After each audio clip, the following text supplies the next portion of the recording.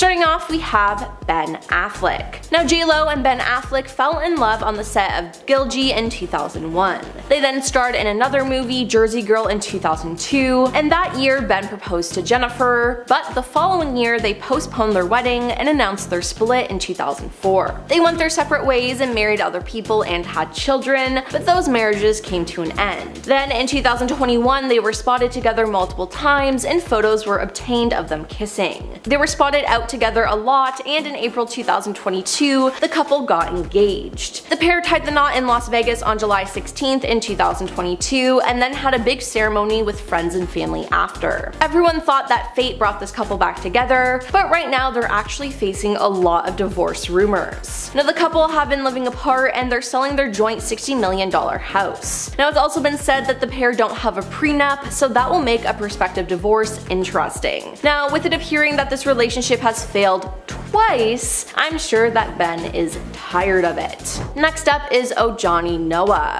Although J-Lo's short-lived marriage to Ojani Noah ended in 1998, it seems like her ex still can't stand her. Now despite the fact that they were only married for 9 months, Noah has been trying to slander his former flame and keep his name in the news by any means possible. In 2006, he set out to publish a tell-all book dubbed The Unknown Truth, a passionate portrait of a serial thriller, which Jennifer stopped with a lawsuit, claiming that her ex was breaking their confidentiality agreement. She was awarded $545,000 in damages, and Noah was slapped with the court order, which forbade him from criticizing, casting in a negative light, or otherwise disparaging Jennifer. Meanwhile, during a 2016 appearance on Million Dollar Matchmaker, he dumped blame on his former wife, saying that she caused their split, claiming, "I was looking forward to being with her for the rest of my life. It didn't happen. She made a choice of career instead of me." So yeah, due to all that, I think it's safe to say that he regrets and even hates her. Then there's Drake. Almost as soon as Jennifer shared a snap of herself chilling with Drake backstage at her Las Vegas show in December 2016, it was reported that the pair were dating. The caption she used for the pic was, "Look who rolled up to my show tonight to say hi, #love him." She then made another post of him giving her a bear hug and looking rather cozy snuggling up to her. While some didn't believe the headlines, Drake's on-again, off-again love interest at the time, Rihanna, sure seemed to take the post to heart. Now according to an unnamed insider who spoke with In Touch, she felt that she had suffered the ultimate betrayal and dubbed J-Lo desperate and a traitor. After all, the two used to be close and is said to have confided in J-Lo about her rocky relationship with Drake. Now although Rihanna never publicly addressed the issue, she unfollowed Jennifer shortly after. Now Rihanna ended up getting together with A$AP Rocky and having 2 children together, so I'm sure she doesn't really care who Drake's into now. But at the time though, an anonymous source told E! News that J-Lo was having fun with the rapper. But J-Lo dispelled any dating rumors during a 2017 interview on The Daily Show where she said, "Let me clear this up, I am not with Drake." Then in 2018, Drake name-dropped Jennifer on his track Diplomatic Immunity. 2010 was When I Lost My Halo. 2017, I Lost a J-Lo. Now we have P. Diddy. Jennifer reminisced on her and Diddy's relationship in a 2003 interview with Vibe, revealing that it ended due to infidelity. "It was like the first time I was with someone who wasn't faithful," she said. "I was in this relationship with Puff where I was totally crying, crazy, and going nuts. It really took my whole life in a tailspin, and I never caught him, but I just knew." He said he was going to a club for a couple of hours and then never come back that night. Now despite the drama of their split, the pair are still friendly these days as they speak fondly of each other. Now Diddy shared a since-deleted Instagram post of the former couple on Instagram in May 2021, simply captioning the snap, #TBT. Now one day prior, Us Weekly reported that Jennifer and Ben Affleck, who dated in 2002 and called off their engagement in 2004, were full-on dating again and very happy to rekindle their romance. Now Diddy later clarified his intentions with the throwback photo, telling Vanity Fair that August, "It wasn't no trolling involved, that's just my friend, and I don't have nothing to say about her relationship or her life." Then there's Chris Judd. Now after her relationship with Diddy ended, J-Lo met choreographer Chris Judd when he directed directed her Love Don't Cost a Thing music video. Now they wed in September 2001 and filed for divorce in July 2002. Now of her connection with Chris, Jennifer told Vibe, "Coming out of a torrid relationship, I meet this sweet person who's so refreshing, but marriage is not just about love. I thought I had learned that in my first marriage." She continued, "I loved Chris, still love him, he's one of the best people. This wasn't an easy thing to walk away from, but we didn't have what it takes to make a marriage work." Now in a 2014 interview with Us Weekly, Chris said their relationship ended because he had trouble being connected to someone who was high profile. "You know, it's very tough, your privacy is breached, you're no longer a normal person. Our wedding was a circus. I think several people got arrested trying to climb up a mountain, trying to sneak in. We actually rented the airspace," he said. Moving on to David Cruz. J-Lo and David Cruz started dating in high school, and their relationship began when they were just teenagers. The young couple stayed together through the mid-90s and officially called it quits just before Lopez's iconic hit role in Selena. Now a source told People that David was truly head over heels for Lopez throughout their years-long romance and was very supportive of her rise to fame. They were high school sweethearts, the source says. He was soft-spoken and kind, and he would do anything for Jennifer. You could see her trajectory early on, and at the time, he didn't mind seeing her take the lead. He was completely content with that, he just loved her. Now their relationship didn't survive her fame as they broke things off early in her career, but not before walking a few red carpets together. Now maybe David just couldn't handle the fame. They were both very secretive about what happened between the two of them and the reason for the split, but they seem to have ended on good terms though. Then there's Marc Anthony. Jennifer was fresh off her star-making role in the biopic Selena when she met Marc Anthony in 1998. Now the two reportedly connected backstage at a Broadway show and soon became friends and collaborators. After Jen ended her engagement to Ben Affleck, she reconnected with Marc, who at the time was ending his relationship with his first wife, former Miss Universe Dayanara Torres. Now they had a surprise wedding in 2004 and then worked together on many different projects. The pair then welcomed twins in 2008, and following their birth, the couple renewed their vows even though there were rumors of them getting divorced. But in 2011, fans were shocked when the pair officially announced their separation in July 2011 after 7 years of marriage. In a statement published by BBC News, the couple revealed, "This was a very difficult decision. We have come to an amicable conclusion." Now Anthony filed the divorce petition in Los Angeles in April 2012, citing irreconcilable differences, Billboard reported. Jennifer then retained primary custody of their twins, Max and Emmy, with Anthony granted visitation for a week each month. Neither the pair were ordered to pay child or spousal support, and even though the pair continued their professional relationship following their breakup, rumors persisted about why they got divorced. The highest profile story involved Anthony's co-star in the 2009 to 2011 drama Hawthorne, Jada Pinkett Smith. On the medical series, Anthony and Pinkett Smith's characters were romantically involved, and rumors spread that the two had a real-life affair. Now they denied it, but who knows? Now there's Beau Casper Smart. Just 4 months after splitting from Marc Anthony, J-Lo had an on-again off-again relationship with her backup dancer Casper Smart. Now at the time, an insider told People that it was a fun fling and that was not meant to turn into anything more. J-Lo later hired Casper as the creative director of her All I Have residency in Las Vegas. Now the former Flames endured a bump in the road in 2014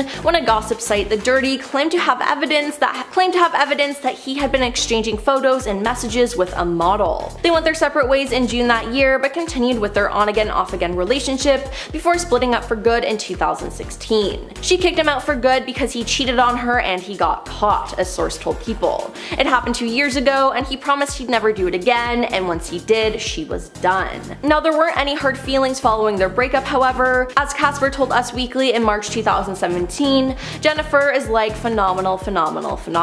Next is Alex Rodriguez. J-Lo met A-Rod during a Yankees game in 2005. We shook hands, and it was this weird electricity for like 3 to 5 seconds of looking at somebody right in their eyes and getting stuck, she told Sports Illustrated in 2019. Now more than a decade later, the pair reconnected and started dating. "I was having lunch somewhere and I saw him as he passed by. Afterwards, I went outside, and for some reason I felt like tapping him on the shoulder," Jennifer said during a 2017 appearance on The Ellen DeGeneres Show. "He texted me, said let's go out for dinner, dinner, and I said okay. We had a nice dinner, and since then, they officially started dating and got engaged in 2019. Now, the wedding faced delays due to the pandemic, and eventually they called it quits in April 2021. The couple released a joint statement on the Today Show saying, "We have realized we're better as friends and look forward to remaining so. We'll continue to work together and support each other on our shared businesses and projects. We wish the best for each other and one another's children. Out of respect for them, the only other comment we have to say is thank you to everyone who has sent kind words and support."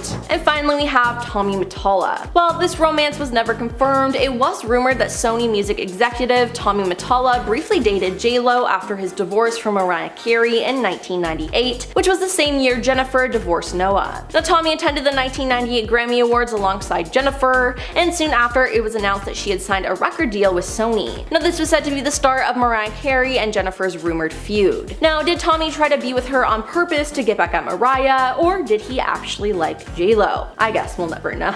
J-Lo is being slammed online for her behavior in an interview on the Met Gala steps. J-Lo was a co-chair for the 2024 Met Gala and wore an eye-catching beaded Schiaparelli gown to the charity event. She was seen smiling and posing on the carpet, but not everyone received that megawatt smile.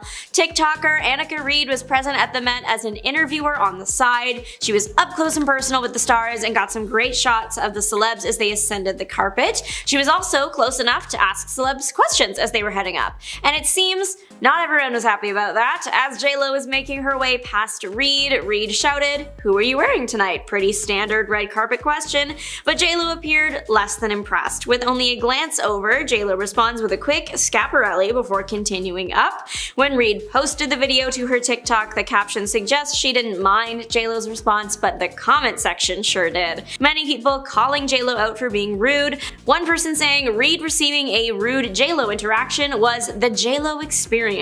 Another person writing, "Ew, why she have that attitude?" In comparison to other celebs who met Reed's questions with big smiles and the occasional full-length interview, J-Lo's reaction does make her appear as the outlier. The Met Gala isn't the first major event where J-Lo was criticized for her actions on the carpet. Glam bots have increased in popularity over the years for good reason. They are the perfect way to showcase a celeb's look and almost always make people look amazing. A glam bot of J-Lo was posted for her birthday in 2022, but the video did not garner the response the poster probably hoped for.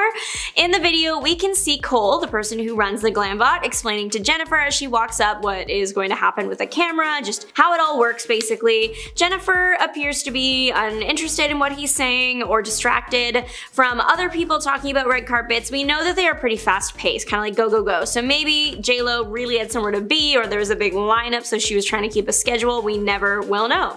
The ending of the video does not paint her in the best light. As part of her glam bot, the singer's movements involved taking a step to the side, and then that step turned into her walking off. It's not shown if she said goodbye to Cole or anyone else working on the glam bots, but it doesn't appear that way. So naturally, people are pretty upset about it and leaving their thoughts in the comment section. One person writing, "She doesn't look very friendly." Another commenting, "Not her," immediately walking away. Cole did film a glam bot behind the scenes for this particular video, where he explained the situation, saying they had very limited time, about 30 seconds, and he wasn't expecting to see J-Lo. So it was an in and out kind of situation. Back in October of 2023, J-Lo was photographed throwing up a rude gesture to paparazzi. The singer was photographed out with her husband Ben Affleck in the morning, and she was not very happy about it. Like many people online said though, can you blame her? She just wanted to head out for a quick breakfast with her husband and was instead hounded by cameras. Expressing her frustration, J-Lo threw up her middle finger at the paparazzi with a tight-lipped half smile.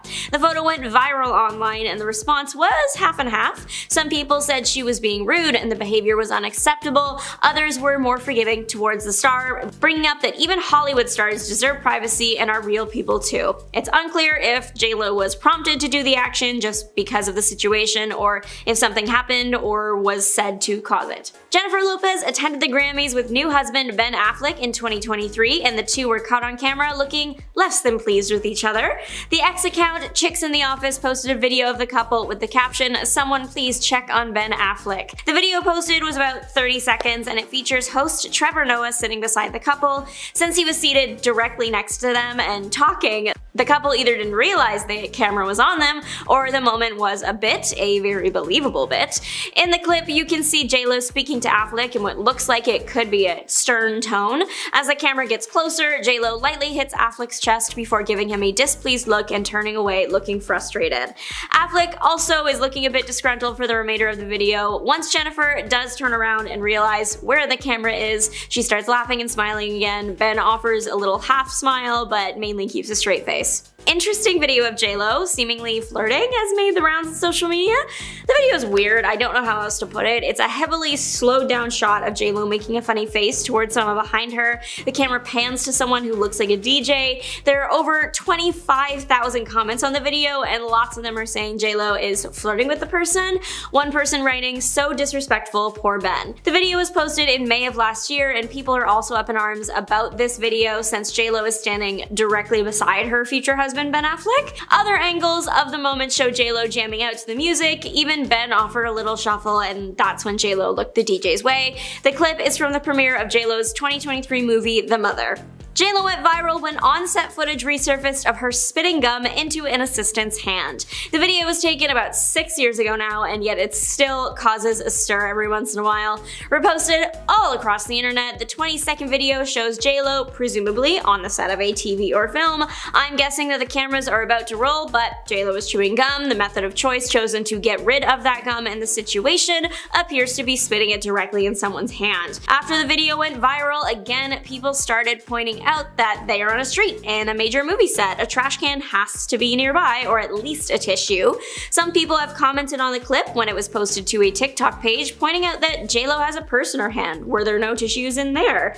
People are just generally upset and mildly disgusted by the action. One person commenting, "I have never been in a situation where I felt the need to spit anything into someone's hand. I would swallow the gum before I would do something so disgusting." Those arguing in favor of JLo have brought up that the behavior is common on film sets, but the biggest player coming to JLo's defense in the situation is actually the assistant in the video. She took to her ex-social media account to set the record straight. She clarified that there was a tissue in her hand, and she requested that JLo spit the gum in her hand. She also said that there were large crowds present and it was winter and they were waiting for a light to change so that they could film, so there were a lot of factors that made this situation one where they had to move quickly. The assistant noted that spitting the gum in her hand was the most efficient solution at the time. Much to the displeasure of the star, the paparazzi can't seem to get enough of JLo. A video of Jennifer interacting with paparazzi was posted to TikTok in November of 2023, and like most of the other ones, she is not happy to be there.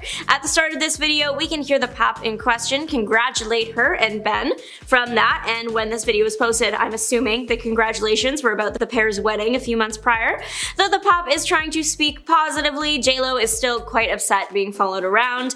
As she is getting into her car, we can hear JLo say something along the lines of, "Nobody likes leaving their house and having you guys follow them every single day," finishing off her statement with a final, "Nobody likes that," as she continues getting in her car. The paparazzi filming can be heard saying, "I understand, Jennifer, I get you," as they continue to get closer to the star. Other footage released of the encounter shows an annoyed-looking JLo and Ben. The spotlight was stolen by a couple's argument at the premiere of JLo's 2023 movie, The Mother. JLo and her future husband, Ben Affleck, were photographed and filmed on the red carpet, and they did not seem overjoyed to be there. The pair appeared to be arguing with each other on the carpet. It's unclear what about. It could be something serious or something simple, like where they're going to stand next. They were pointing somewhere in the distance, so maybe they were debating whether or not to go inside. Regardless, the two look like they are exchanging heated words in front of the camera. The clip ends with Affleck moving off screen, likely giving JLo her moment with the cameras, as it was her movie after all. This clip is from the same premiere that the flirting clip was from. Paparazzi caught JLo after she was locked out of her gym, and the star was not happy about it, directing the F-bomb their way before she left in her car. In a clip posted to Daily Mail's TikTok, the Jenny from the Block singer can be seen running to her upscale gym's front door in bright neon yellow workout clothes. Only when she gets there, she is left waiting outside, the door is locked, and no one is coming to answer. I mean, this would be frustrating for anyone, but the star also has all the cameras watching her to deal with. Naturally, she grows aggravated and gives up the wait, getting back into her car. The pops get a bit closer to the star as she's trying to enter the car. You can hear the star tell them to go away. JLo leaves the pops with an "F you, bye." The video ends before we can see her car drive off. A clip from JLo's new documentary of the singer talking about award-winning dancer and choreographer Derek Hough went viral online because it appears that JLo is trying to move his wedding plans around to accommodate her movie. That sounds really bad, but that is absolutely what it looks like from the short clip. JLo is seen talking with people on her team. It looks like she is looking for someone to either choreograph or be in the movie, and she wants a good dancer. Professional dancer and Dancing with the Stars performer Val is brought up as a choice, but JLo isn't feeling it. She very clearly wants Derek. She says, "I mean, I know Val is available, but I want you to call Derek." She then goes on to say that she only needs him for 1 or 2 days. But as a member of her team quickly points out, he was busy because he was in a wedding. It was revealed by Derek at the premiere that it wasn't just any wedding, it was his wedding. Well, he revealed he received a call from JLo in the middle of planning his wedding, so people connected the dots from there. In the clip that went viral, JLo is unyielding and insists that Derek be called anyway. After the movie came out, Derek joined E! News for an interview where he clarified that JLo did not make him change his schedule. She flipped her schedule around for him. He also went on to say that JLo provided guidance and help while he was planning his wedding. Usher was left out of an important decision once, and it led to some legal troubles for JLo. The song in question here is Get Right. Get Right was written by Usher and producer Rich Harrison for Confessions. The album was released by Usher in 2004. The song was originally called Ride. The thing was, it wasn't good enough for the album, or something went wrong. Either way, it didn't make the cut, and vault tracks weren't common yet, so the song sat there until JLo was interested. Harrison decided to give the track to JLo, presumably without checking with Usher first if his reaction is anything to go off of. Usher claimed he didn't sign off on the decision and was quick to demand publishing rights. Obviously, the song made it out on JLo's side as it was released and is now considered a fan favorite. Shawnette Harrell sang the chorus to popular JLo song If You Had My Love, but was credited as just a background singer. Having others lend vocals to songs is super common in Hollywood. In recent years, it's more common that people will sing the majority of their song, and other voices will truly be background vocals. It seems in this case, Harrell might not have been credited properly if she really did sing the chorus and JLo is just lip syncing along. Likely though, JLo did put some vocals in there, mixed in with Harrell handling the brunt of it. As for crediting the person as a background singer, the vocals were mixed in a way that the background vocals typically were, plus there is no way to actually know if JLo was the one to sign off on that. Christina Milian is now a singer and actress. You might recognize her from the Netflix movie Falling in Love, the Kim Possible theme song, or the JLo song Play. Christina co-wrote the song and did record some vocals for it, vocals that can be heard on JLo's version of the track. But as we know now, that did not happen. But JLo did kind of steal her work. Not really, because she would have had to get permission, but you know what I mean. People thought maybe Christina felt negatively towards JLo. It turns out that is very much not the case. In an interview with Page 6, Christina got to clear up any rumors swirling around the internet. She said there is nothing malicious between her and JLo. She talked quite highly of the singer, and even explaining that she was okay not being fully credited for the track, saying hands down she killed it. She's so good, I love that song, I'm on the credits for whatever nature, as a writer and for singing backgrounds. There is credit for that. I'm also just so happy that she did it because she's an icon, she's amazing. It's funny when people talk about this being kind of a thing about me singing on the song with Jennifer. I mean, I have background singers on some of my songs. It's no different than Michael Jackson having background singers on songs or Britney Spears. This is what music is made of. You want a blend of voices, it makes songs better to me. She even clarified why the song went to JLo, explaining that she liked another party song she had written more, AM to PM, and figured that only one would make the album, so she passed on Play. JLo caught it and recorded it, doing some rewrites with Christina, and then it was off and hitting the charts. Ironically, it could be argued JLo's song I'm Real is not very real at all. Ashanti is the real deal here, at least when it comes to the chorus, and ad-libs, and the writing of the song. Allegedly, the song I'm Real by Jennifer Lopez was written by Ashanti. She sung the demo that was given to JLo. Usually artists, when they get demos, they just use it to see what the song will sound like. Then they re-record the song because it's their song now and they want their vocals. At least that's what one might think. In this case, and a few more cases that we've looked at and will look at, it looks like JLo did not re-record anything, just kept the demo vocals and the ad-libs. Ashanti received credit for background background vocals, but the co-writing credit was nowhere to be found. So while J-Lo likely got permission from either the performer or the company, it wasn't a good look in the eyes of the public. To make the entire situation worse, J-Lo, who is Puerto Rican, used the N-word on the track. That was met with the appropriate response and callouts. I'm Real was so successful that Ashanti did right for J-Lo again, so there must not have been too much bad blood between the women. She came back to write Ain't It Funny, also adding some ad-lib vocals into this song. She did get to appear in the music video for this one. It's hard to imagine any J-Lo song being more popular than Jenny from the Block, but for a brief moment, all I have was the moment. While most of the song was J-Lo's vocals, part of the chorus was sampled from Deborah Law's song Very Special. Very Special came out in 1981 and J-Lo's song in 2002, so quite a bit of time between the two. Sony did get permission to use the sample, however, no one told the original singer, Deborah Law, so she took J-Lo to court. The case was dismissed, she tried again, and it was dismissed again. Specifically, she went to court over the sample, but that doesn't mean it was Law's vocals on the J-Lo track. The part of the chorus that wasn't J-Lo was a woman named Makeba Riddick. Riddick was with Rock Nation at the time. Makeba does have a connection to another famous track, Love the Way You Lie, featuring Rihanna. She produced Rihanna's vocals. This one is mainly a fan rumor and speculation. Kunela Cox was a background singer on Jennifer Lopez's tours and was possibly a vocalist on her hit song Love Don't Cost a Thing. Love Don't Cost a Thing is one of J-Lo's biggest hits, so it makes sense it would eventually be examined with a magnifying glass, or I guess just a good ear to pick apart to see if J-Lo is singing. Some fans would argue that in parts of the song, she isn't, that instead of J-Lo's vocals being heard, it's actually Cox. Cox is not that big of an artist, unfortunately, though she is very talented. She released some of her own music and albums back in the early 2000s, but they didn't do very well. A leaked demo caused people to listen to Lopez's signature track, Jenny from the Block, a little more closely, as it was rumored that J-Lo didn't even sing part of her most popular tune, and that some vocals actually belonged to Natasha Ramos. Of all the people on this list, Natasha is probably one of the most outspoken. She has used her multiple social media accounts to prove her involvement with the hit song. Using her X account, she tweets out her demo for the song, telling people to compare for yourselves. However, that was mainly in response to people saying she was lying about ever being involved with the track. Back in 2019, she tweeted a short summary of her involvement, writing, "I just want to clarify something. J-Lo did indeed go into the studio and lay down some background vocals over mine. So I wouldn't say she's so much lip syncing, however the backgrounds are predominantly me, some ad-libs and laughs as well." So that is nice to get cleared up. J-Lo is technically still singing her biggest song, just with a little more help than we may have thought.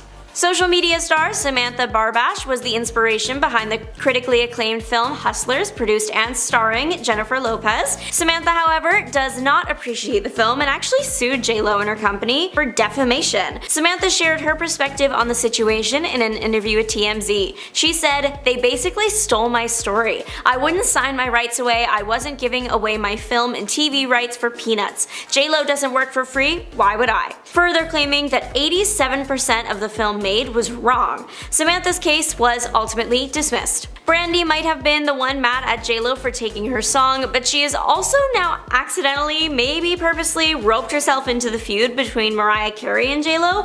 Let's start with the Brandy drama. Brandy wrote a song called Ride or Die for her album Aphrodisiac. The problem was there was a bunch of delays with the album, and for some reason those delays meant that Brandy no longer had the song and it went to J-Lo for her Rebirth album. Ride or Die did still keep quite a few Brandy vocals though, which I can only imagine added fuel to the feud fire. How did Brandy get into the decades-long feud with Mariah and J-Lo though? Well, she posted a picture with Carey in 2017 and captioned it #SheKnowsMe, to which Carey confirmed in the comments, "I sure do." This exchange might mean nothing to the average person, but to J-Lo fans this was a declaration of war. See, back in the early 2000s when J-Lo was starting to become a major name and Mariah Carey was releasing hits left and right, Carey was on a red carpet and the topic moved to Lopez, to which Carey replied with, "I don't know her." Such a simple sentence, and yet it ignited decades-long feud, so that's what J-Lo fans believe Brandy was referencing with her hashtag caption. But that one little comment on Carrie's part could not have possibly been the thing to ignite the feud. Maybe the straw that broke the camel's back, but it certainly wasn't the first thing to happen between the pair. The first big step was probably, if you look at it from Mariah Carey's perspective, when J-Lo stole a never-before sampled song from her ahead of her album release. That was pretty bad. The song that had never been sampled before was Firecracker by Yellow Magic Orchestra. Mariah wanted it for her upcoming song Loverboy, so she of course applied for a license. The only thing was her ex-husband must have hated her because he also applied for the same song, and unfortunately for Carey, beat her out. So J-Lo's track, I'm Real, got the sample, and it also featured vocals from another singer named Shailene Thomas. Presumably, this fiasco is what sparked the flames of the feud.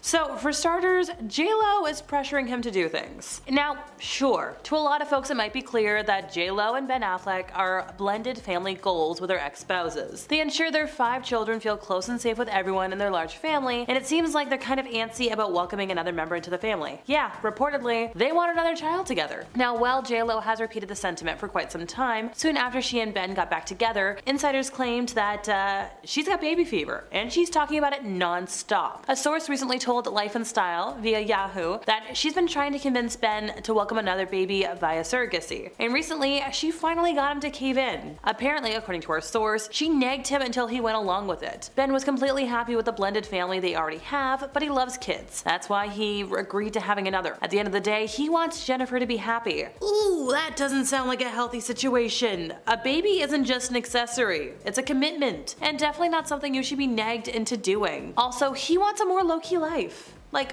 all in all, Ben Affleck tends to be a more low-key person compared to J-Lo, minus them both working in the public eye. So, J-Lo recently launched her new album, This Is Me, Now, with a self-financed $20 million multimedia campaign. Then she made the experimental film, This Is Me Now, a love story. We get it. This was about the rekindling of her romance with Ben. And then there was the Amazon Prime documentary, The Greatest Love Story Never Told, about, yep, the making of the record and the film. So when Ben pops up in the documentary, it's often to express concern that his private love story is becoming used for something he didn't particularly want. So this entire thing is actually named after a scrapbook that he gifted Jennifer for Christmas in 2021, stacked with every letter and email they'd written to each other over the last 20 years, which is something that should probably be private. Jennifer showed the book to her producers and songwriters on the first day of making her new album without asking or telling Ben. She's like, it kind of became like our Bible. We just left it there in the studio. Which, this revelation comes out within the first 5 minutes of the documentary, and right at the gate, Ben isn't shy about his discomfort. He's absolutely shocked that Jennifer would share something so personal with her collaborators, and now of course with the world. I get it, art comes from making something personal, but when you're making someone intentionally uncomfortable with your art and kind of violating consent, that's not a good move. Now yes, if you look back at the history, J-Lo's relationships have always been in the spotlight. She's been in more than several high-profile relationships that have made headlines all over the world, so Ben should have known what he was getting back into. For example, from 2004 to 2011, she was married to Mark Anthony. They had twins, and then in 2017 she made headlines again when she was dating former New York Yankee Alex Rodriguez. Now rumors spread that she was only going to consider marrying him if he agreed to the crazy list of demands. Reportedly, he wasn't allowed to talk to any woman under the age of 40, which is super controlling. Gross. Also, J-Lo loved his physique and wanted a guarantee that he wouldn't let himself go once they got married. Now, sure, none of these rumors have been confirmed, but it's just a little extreme. Now, yes, we know Jen and A-Rod didn't work out because she's now married to Ben, but I'm wondering, what did he have to agree to make her happy? We already know she nagged him into possible surrogacy. What else? J-Lo at the end of the day has a reputation of being a bit of a diva. Okay, a big diva. Whereas I don't think I've ever heard about Ben making crazy demands for press tours or similar situations. Once upon a time, J-Lo had somebody fired for being a fan. So there was this maid who happened to be cleaning her room in Germany during her 2012 world tour. And as a big fan of J-Lo, she tried to ask the star for an autograph, only to have not one, but 2 of J-Lo's assistants stop her. And soon after, she was out of a job, and she knew why. Literally a day later, the cleaning company that employed her at the hotel called and said that J-Lo complained, and she was fired over the phone because of asking for an autograph. Now, look, I get it, it's not the most professional thing in the world, but don't get somebody fired over it. Now, on the flip side, J-Lo herself denied the claims with one single tweet, saying, "Come on, thought you knew me better than this. Would never get anyone fired over an autograph. First I heard about this was on Twitter." Okay, sure, there's plenty of speculation there, but let's try something else. An old interview from JLo herself resurfaced recently, and she wasn't speaking too well about her fellow colleagues in the industry. So this is what she had to say about two major stars at the time. Gwyneth Paltrow, she was like, tell me what she's been in. I swear to God, I don't remember anything she was in. Some people get hot by association. I heard more about her and Brad Pitt than I ever heard about her work. She also had stuff to say about Madonna. Do I think she's a great performer? Yeah. Do I think she's a great actress? No. Acting is what I do, so I'm harder on people when they say, oh, I can do that, I can act, and I'm like, hey, don't spit on my craft. The funny thing is that this is what Jennifer said after only having like Selena and Anaconda under her belt for her career, so that's kind of embarrassing, and I'm glad people are calling her out for this behavior. Now, if we want to talk more about like close circle stuff, according to several of JLo's former staff members, she earned herself the nickname Paylo because she paid her staff around 50% less than they can make elsewhere. Now, this rumor's been going on for years. Let's go way back to like 2003. So, yes, you guessed it, back when she was first with Ben Affleck. They were spotted in Vegas together. They had a big win, and Ben decided to drop a $2,000 tip to the dealer. But before he could,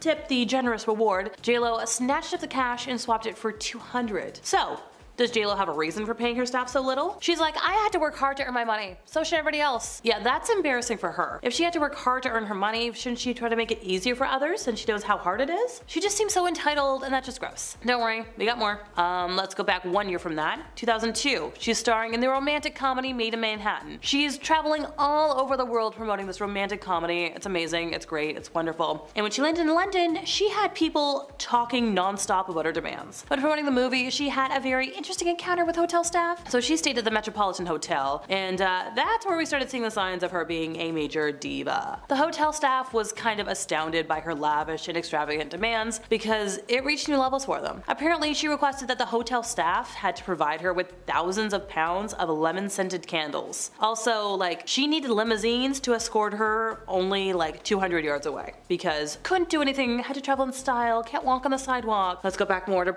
well, sort of present day. In 2012, reports surfaced that Jenny from the Block demanded staff working for her, don't make eye contact with me, don't talk to me. While having work done on her San Fernando Valley home, she demanded that none of the helpers, drivers, or contractors have any interactions with her. Yes, I know, these rumors were never confirmed, but still. And reportedly when flying first class, yeah, don't bother her. Not even if you're a flight attendant. One time, a flight attendant offered her a drink, because that's her job, and she refused to acknowledge him. She said to her assistant, please tell him I'd like a Diet Coke and lime. Once again, I know, these rumors have not been confirmed, but like, when the evidence is piling up, you really gotta think about it. Seems like she doesn't appreciate the help she gets. So, on-again, off-again relationships have a bit of a bad track record. Yes, I know, the Bennifer reunion was the big headline of 2021, and now, yes, they're a happily settled married couple. Yeah, it only took them 20 years and 2 engagements to get there. For talking history speaking, their first round began in 2002. That's when they started in rom-com together. 'Twas cute. Ben proposed, but then they broke things off in 2004. Since then, they went on, they married other people, they had kids, they got divorced, and then they dated other people again, and then, well, you know, a month after she ended things with A-Rod, welcome back. I think this is May of 2021. They got married in summer 2022, and while this is cute and all, once again, on-again and off-again relationships have a bad track record. What's to stop this couple from calling it off again?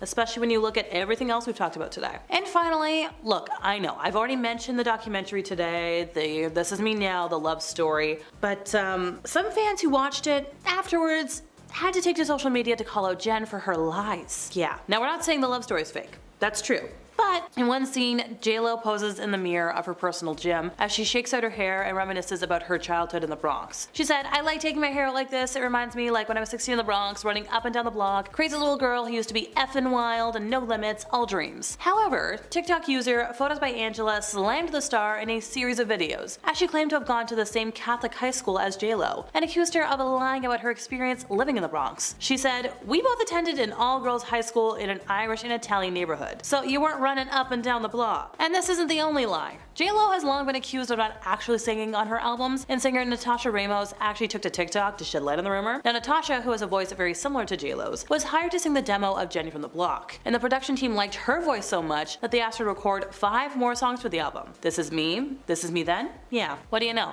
Natasha received $3,500 and a backup singer's credit. But as she claimed, and as the original demo demonstrates, it is her voice that appears in the final track. And not only in the choruses, it's also her laugh and her yelling, "From the Bronx!" Lopez only sings in the verse. So when you add up all these lies, I can see why Ben might be having some second thoughts. Multiple sources close to the couple have told various celebrity news publications that JLo and Ben have very different views when it comes to keeping their private life private. JLo likes to engage with her fans, sharing behind-the-scenes videos and personal stories. Affleck appears to like the opposite, keeping personal matters personal. The public found out JLo violated Ben's trust in a big way back in February. While filming the documentary that was about JLo's movie, there was a moment in the doc where JLo had invited a bunch of musicians to come and view the love letters Ben had written to her. She did this because she hoped the letters would inspire the musicians. Turns out Ben had no idea she was going to do that. Many people were quick to point out how strange it was to share such personal items,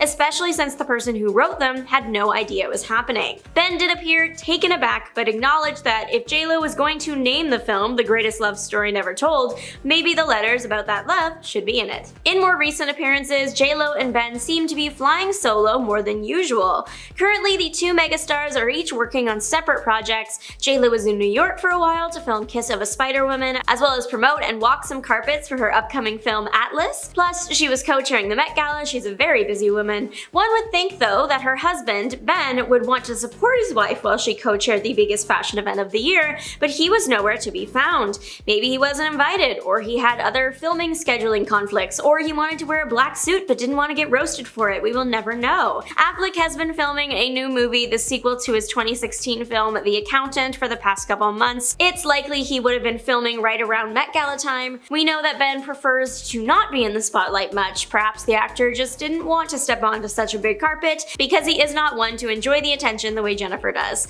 But JLo isn't the only one stepping out alone. Ben does have an appearance of his own where he flew solo. The night of the roast of Tom Brady, Affleck was in the audience, noticeably without Jennifer, which caused a lot of raised eyebrows. JLo isn't the only piece of the marriage Ben has been seen missing. Some have spotted the actor out, but missing one important piece of jewelry, his wedding ring. Affleck was seen not wearing his ring while on set for his new film, The Accountant 2. Multiple celebrity news publications reported he was seen stepping in his trailer without it. Now, there might be a very easy explanation as to why he wasn't wearing the ring on set. He could have just been filming. Likely, he can't wear his personal wedding ring in the film, so it makes sense he would take it off. People have just been keeping an eye on Affleck's hands ever since he stepped out without the ring, so yes, this has happened a few times. It's been alleged that Affleck has been trying to hide his ring finger when paparazzi are around. Then there was also that one time he allegedly didn't have it on while at a recital one of his children was in.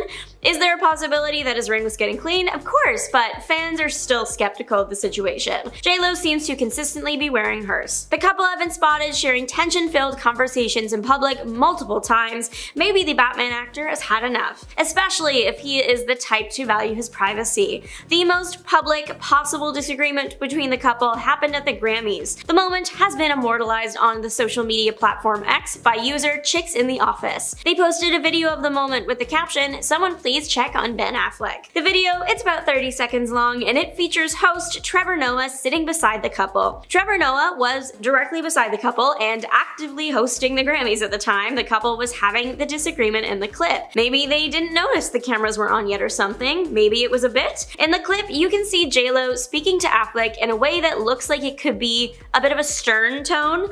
As the camera gets closer, JLo lightly hits Affleck's chest before giving him a displeased look and turning away, looking frustrated. Affleck is also looking a bit frustrated himself for the remainder of the video. When JLo turns and realizes where the camera is, she starts laughing and smiling again. Ben offers little half smiles, but mainly keeps a straight face. This isn't the first or the last time the couple have been caught in a possible disagreement in a public setting. There is the infamous car video where JLo gets in the car and Ben appears to slam the door after. Then there was the maybe fight on the red carpet for JLo's 2023 movie The Mother. The point is, we've seen this before. It was a big press day when the news dropped that Ben allegedly said his marriage to Jennifer was a decision made of temporary insanity and that he is finally coming to his senses. Comments like that make it seem like the star is out of the honeymoon phase. A source close to Ben Affleck dropped this shocking confession. Speaking to Page 6 about the famous couple's marriage, they said, "If there was a way to divorce on grounds of temporary insanity, Ben would. He feels like the last 2 years were just a fever dream and he's come to his senses now and understands understands that there is just no way this is going to work. Since the shocking comments dropped a few weeks ago, more and more people have started watching the celebrity couple's every move, and more celebrity gossip lovers have tuned in for any catastrophic developments. For as long as Ben and JLo have been dating, there have been infidelity rumors. Facts are unique and have people wondering if Affleck waking up from the self-proclaimed JLo fever dream has Affleck missing his ex Jennifer Garner. Allegedly, he's been spending more time with his ex-wife Jennifer, allegedly spending time at her house. The pair do share 3 kids together that live at Garner's house, and it's been reported that Garner is up for a big role in an upcoming Affleck film, so there's a few reasons why the couple might be spending so much time together. Some sources have provided a different outlook on the reason why the former couple might be meeting up. Sources claim that Garner is encouraging Affleck to work through any problems in his marriage and is really rooting for them. JLo has shown some entitled behavior in the past few months, and Affleck might just be over it. At the Met Gala this year, JLo was caught on camera acting coldly towards a reporter. As she ascended the Met Gala steps, a reporter JLo was passing by asked her who she was wearing. With barely a glance to the side, the singer responded, "Schiaparelli." The clip was uploaded to TikTok, and pretty soon the comment section was full of people calling JLo out for the rude interaction. Then there was also the clip from her documentary that went viral.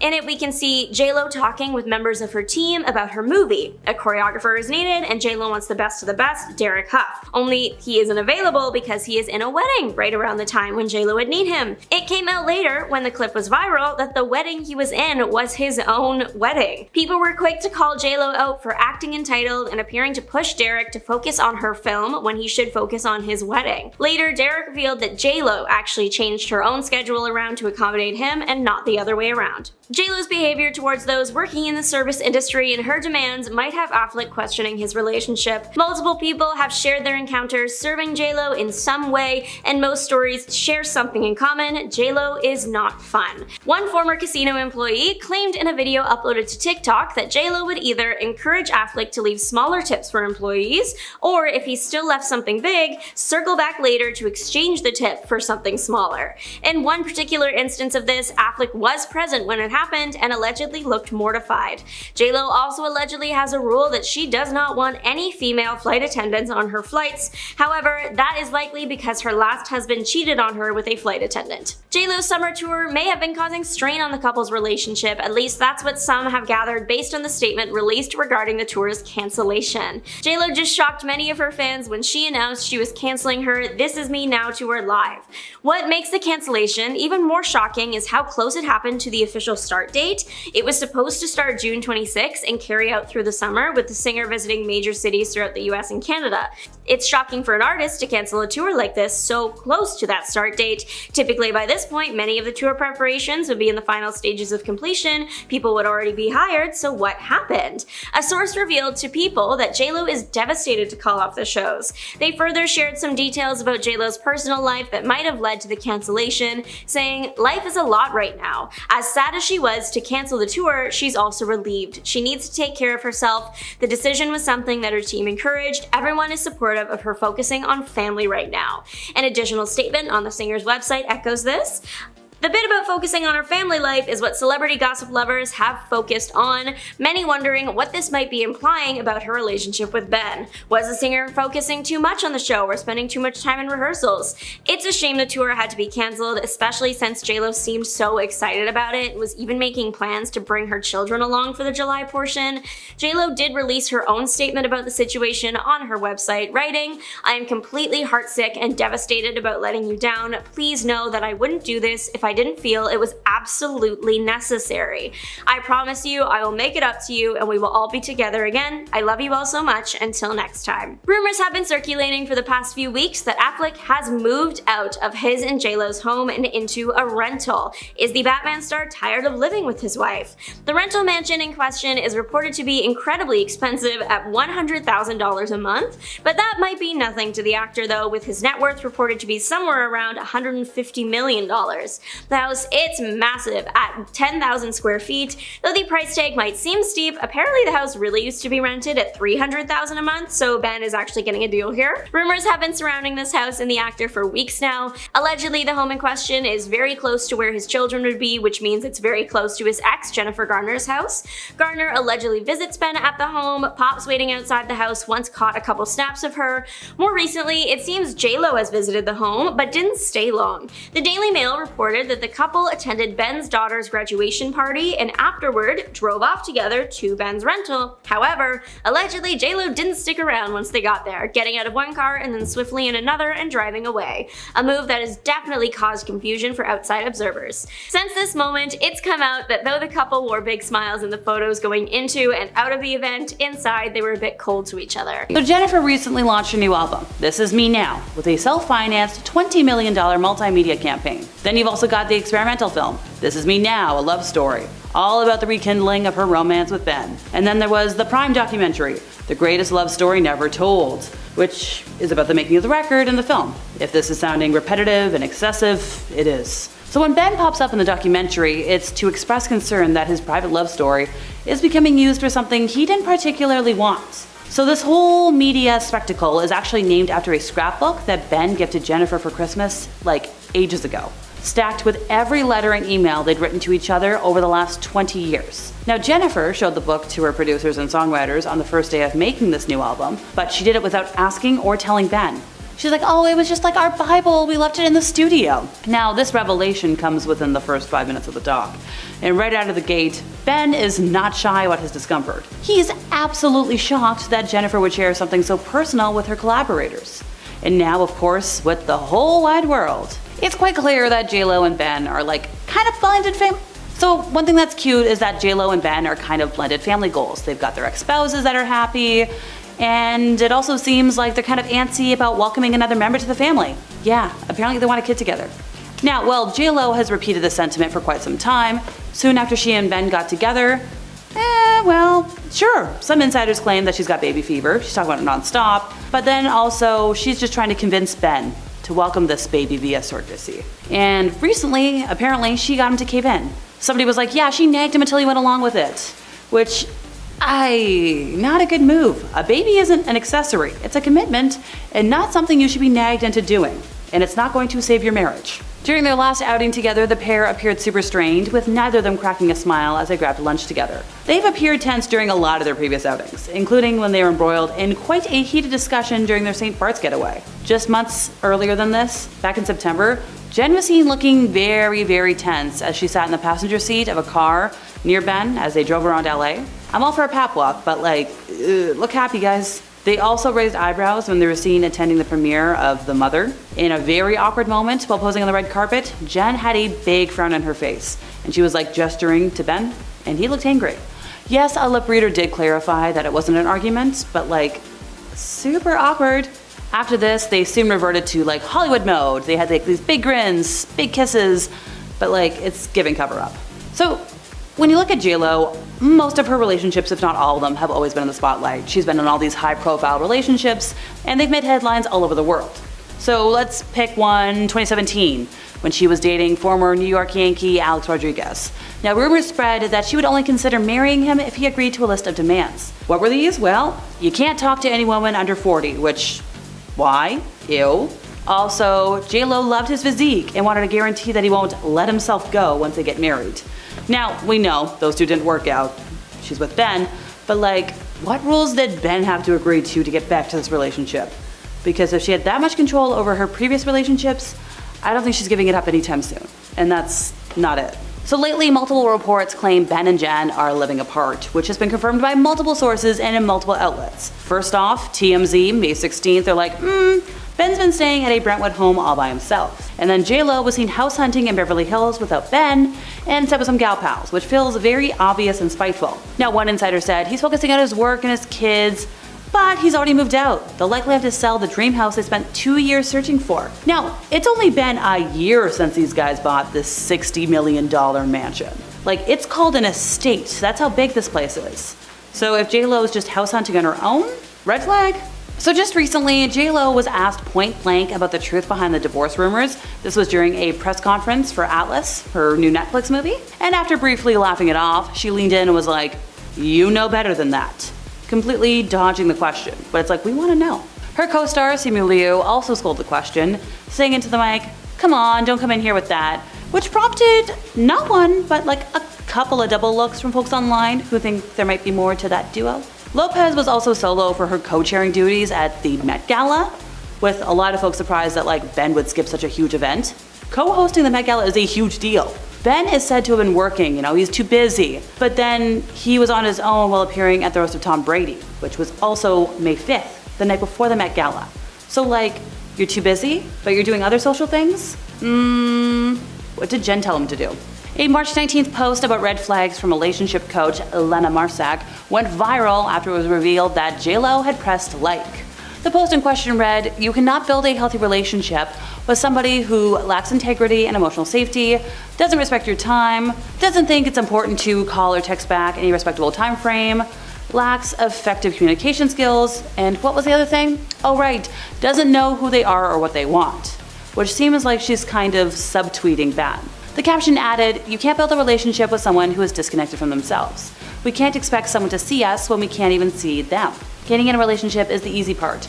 Nurturing and fostering it is a different story. After all, love is not a feeling, it's an action." Which is trying to tell us something? Now, if you didn't know, because I've already mentioned it a lot today, that whole documentary on Prime, giving the behind the scenes look into the new album and the movie. So some of the fans who watched it were like, Jen, we're gonna fact check you. You lied a little bit. In one scene, she poses in front of the mirror of her personal gym. She's shaking out her hair and she's like, "Oh, like, I like taking my hair out like this. It reminds me like when I was 16 in the Bronx, running up and down the block. Crazy little girl who used to be effing wild and no limits. All dreams." Yeah, cute in theory. However, TikTok user Photos by Angela slammed the star in a series of videos because she claimed to have gone to the same Catholic high school as Jennifer and accused her of lying about her experience living in the Bronx. She was like, "We both attended an all-girls high school in an Irish and Italian neighborhood. So you weren't running up and down the block." And this isn't the only lie she's been exposed for lately. She's long been accused of not actually singing on her albums, and singer Natasha Ramos took to TikTok to shed light on that. Now, Natasha, who has a voice very similar to Jennifer's, was hired to sing the demo of Jenny from the Block. The production team liked her voice so much that they asked her to record 5 more songs for the album. Now, Natasha did receive $3,500 and a backup singer's credit. However, as she claims, and as the original demo demonstrates, it's really only her voice in the final track. And not only in the choruses, it's her laugh and her yelling, "From the Bronx." J.Lo only sings in the verse. So, how is this relevant? Well, if these are just the lies that J.Lo tells the general public, what lies does she tell her husband? That's gonna cause badness in a marriage. Also, J.Lo has a habit of being quite a diva. When have you heard Ben making crazy demands for press tours or similar situations? An old interview from J.Lo recently resurfaced, and she's got a lot to say, and none of it's good. Would you like an example? Well, here's what she had to say about 2 major stars at the time, starting with Gwyneth Paltrow. "Tell me what she's been in. I swear to God, I don't remember anything she was in. Some people get hot by association. I heard more about her and Brad Pitt than I ever heard about her work." Okay, what about what she had to say about Madonna? "Do I think she's a great performer? Yeah. Do I think she's a great actress? No. Acting is what I do. So I'm harder on people when they say, 'Oh, I can do that. I can act.' I'm like, hey, don't spit on my craft." Now, the funny thing about this is J.Lo said this after only having Selena and Anaconda under her belt for her acting career, which, that's embarrassing. So I'm glad people are calling her out for this, but at the same time, it's like, okay, if you're bad-mouthing people, what are you saying behind closed doors? What are you saying to your husband? And finally for today, another insider source claimed they've known Ben for more than 10 years, and everything is a fight for him and Jen. The only satisfaction he gets in life is overcoming when the odds are stacked against him. Now that they're reunited, the ego battle between Ben and Jennifer was always on full display, and is only really eclipsed by the obvious passion and respect they have for one another. But like, there has to be an easier path, and you have to ask why they want their marriage to be this way in the first place. Like, I'm guessing for publicity? And in Jen's case, to promote her new work based on their love story. But I have a feeling the moment this whole tour cycle ends, So will the marriage, publicly, because it ain't looking great. Ben Affleck and Jennifer Lopez have had an on-again, off-again relationship, and it's always been filled with drama. And it appears though that it might be the end of the road for this couple right now. So here's everything we know about the couple. Now, Jennifer and Ben first met on the set of the 2003 rom-com Geely. At the time, J-Lo was still married to her second husband, dancer Chris Judd. J-Lo and Ben then went public with their relationship soon after her divorce from Chris. In November 2002, J-Lo confirmed that they were engaged in an interview with Diane Sawyer. "It's the most magnificent thing I've ever seen," she said of the 6.1 carat pink diamond from Harry Winston that Ben gave her. Now, the ring reportedly cost him $2.5 million. Then in September 2003, they posted their wedding. Yep, 2 days before the two were set to officially tie the knot, they released a joint statement announcing the ceremony being postponed. They said, "Due to the excessive media attention surrounding our wedding, we have decided to postpone the date. When we found ourselves seriously contemplating hiring 3 separate decoy brides at 3 different locations, we realized that something was awry. We began to feel that the spirit of what should have been the happiest day of our lives could be compromised. We felt what should have been a joyful and sacred day could be spoiled for us, our families, and our friends." Then on January 22nd, 2004, the two ended their engagement. J-Lo confirmed the sad news through her spokesperson, saying, "I am confirming the report that Jennifer Lopez has ended her engagement to Ben Affleck," the statement said at the time, per MTV. "At this difficult time, we ask you respect her privacy." Jen then moved on, and in June of 2004, she married singer-songwriter and longtime friend Mark Anthony. Now, the two welcomed twins in 2008, but they separated in 2014. Ben also moved on, and he married Jennifer Garner in 2005. Now, the new Hollywood couple welcomed their 3 children together, but they got divorced in 2018. Then they had other relationships as well, but after J-Lo ended her engagement to Alex Rodriguez and Ben split from Ana de Armas, the two were spotted hanging out again in 2021. Page 6 reported on April 30th that Ben was photographed visiting Jen's Los Angeles home multiple times. Security picks him up at a nearby location and drops him off after spending a few hours at her house, said a source,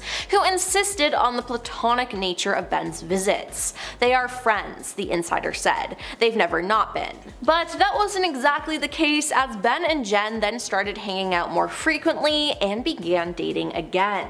In April 2022, in an exclusive video published in her personal fan newsletter, J-Lo announced that she and Ben had gotten engaged again a year after reuniting. She revealed that Ben proposed to her for a second time while she was taking a bubble bath. "Did you ever imagine your biggest dream would come true?" she wrote. "Saturday night, while at my favorite place on earth, in the bubble bath, my beautiful love got on one knee and proposed. I was taken totally off guard and just looked in his eyes, smiling and crying at the same time, trying hard to get my head around the fact that after 20 years this was happening all over again. I was quite literally speechless, and he said, 'Is that a yes?' I said, 'Yes, of course that's a yes.'" Then in July 2022, the pair tied the knot in a surprise Las Vegas wedding at midnight on July 17th. The singer confirmed the news on her newsletter on the J-Lo, saying that the low-key ceremony in a chapel was exactly what the two wanted. Then, ahead of the release of her forthcoming album, This Is Me Now, in November 2022, and in honor of the 20th anniversary of her 3rd studio album, This Is Me Then, Jen sat down with Zane Lowe for Apple Music to talk about her latest musical venture. Now, during the conversation, she opened up about how Ben inspired her to get into the recording studio in both instances 20 years ago and now. But with all this love, there have been fights and somewhat of a betrayal. Jennifer launched her new album, This Is Me Now, with a self-financed $20 million multimedia campaign. Then she made the experimental film, This Is Me Now, a love story about the rekindling of her romance with Ben. And then there was her Amazon Prime documentary, The Greatest Love Story Never Told, about the making of the record and the film. Now, when Ben pops up in the doc, it's often to express concern that his private love story is becoming used for something he didn't particularly want. Now, the doc is actually named after a scrapbook that Ben gifted Jennifer for Christmas in 2021, stacked with every letter and email they'd written to each other over the last 20 years. Now, Jennifer showed the book to her producer producers and songwriters on the first day of making her new album without asking or telling Ben. "It became like our Bible," she says in the doc. "We just left it in the studio." Now this revelation comes within the first 5 minutes of the doc, and right out of the gate, Ben isn't shy about his discomfort. He's shocked that Jennifer would share something so personal with her collaborators, and now of course with the world. Then Jen and Ben have been spotted fighting multiple times from paparazzi that were caught on camera. Now they're deemed Hollywood's most bad-tempered couple. In September 2023, Jennifer was seen looking very tense as she sat in the passenger seat of a car alongside Ben as they drove around Los Angeles. Now it came after Ben and Jennifer were caught seemingly having another tense interaction as they drove through Beverly Hills back in May. Now the couple were driving when they stopped at a red light and engaged in a heated conversation in photos taken by a European tourist. Now the tourist, who witnessed the exchange after pulling up next to their car, told DailyMail.com that it seemed pretty clear by his body language that Ben was frustrated or irritated, while Jennifer appeared timid. There were lots of hand gestures, Ben was waving his hands up and down, and it looked heated, she said. J-Lo looked a little bit sad. In another tense public sighting, Ben was seen walking in front of Jennifer to their Mercedes while holding an iced coffee. He opened the door for his wife, who sat in the passenger seat, and he then shut the door firmly by dramatically swinging his arm before walking over to the driver's seat. The two had previously raised eyebrows when they were seen attending the premiere of Jennifer's film, The Mother, in LA. Now in an awkward moment while posing on the red carpet, Jennifer had a frown on her face and was gesturing at her husband. Now most recently, there have been a lot of rumors of divorce between the two. It appears that Ben has moved out of his house with J-Lo. Ben has been staying at a Brentwood house by himself, and it's been suggested that Ben already moved out of their marital home in Beverly Hills. Now Jen was house hunting earlier last week, where she was with her longtime producing partner. But with rumors of divorce, is she looking for a new house for herself? Now this is just crazy because Jennifer just bought a massive estate last year. J-Lo then added to the divorce rumors as she liked to posts that raised some eyebrows. Now the post in question reads, "You cannot build a healthy relationship with somebody who, among other things, lacks integrity and emotional safety, doesn't respect your time, doesn't think it's important to call text back in a respectable time frame, lacks effective communication skills, and doesn't know who they are or what they want." This post came amid an Us Weekly source confirming that while Jen and Ben are working on things, they're having issues in their marriage. Now the insider added that the issues began a few months ago as Jen had started ramping up work commitments and prepping for her tour. Now reports of Jennifer's potential split were first reported by the tabloid In Touch, who spoke to an anonymous source who claimed the writing is on the wall, it's over. They're headed for a divorce, and for once, Ben's not to blame. Now, according to In Touch, the pair are also in couples therapy. Ben believes in therapy to a point and is willing to be a good sport about participating with an open mind, even though he hates the whole humiliating process, an insider told the outlet. He's never going to gauge the success of this marriage by what happens in the therapist's office. He also has a higher tolerance for conflict and having to fight to get his way than the average guy, they said. Now, earlier this month, a source exclusively told Life and Style that the pop star had been trying to persuade Ben to have a baby via surrogate. Now, maybe this is why there's some space between them. I mean, forcing someone to have a baby isn't the best thing to do, and who knows, maybe all this baby talk has stressed him out so much that he needed some space. Now, another reason why Ben might be leaving her is because she's always been rumored to be a mean girl. I mean, you'd think being worth $400 million, you'd want to help people as much as you can, and pay them well, but that's not the case for J-Lo. Now, according to several of J-Lo's former staff members, Jennifer earned herself the nickname Pay-Lo because she paid her staff around 50% less than they could make elsewhere. This rumor has been going on for years. As you see, way back in 2003, Jennifer was spotted in Vegas with Ben. Now the pair had a big win, and Ben decided to drop a $2,000 tip to the dealer. But before the dealer could scoop the generous reward, J-Lo snatched up the cash and swapped it for $200 instead. Now Jennifer's reason for paying paying her staff so little, she had to work hard to earn her money, so everyone else should too. Then she also has some crazy demands. In 2002, Jennifer starred in the romantic comedy Made in Manhattan, and she went all over the world promoting the romantic comedy, and when she landed in London, she had people talking about her demands. When promoting the movie, she had a very interesting encounter with hotel staff. Now, the hotel staff was amazed by her lavish and extravagant demands, as it was something that they'd never seen before.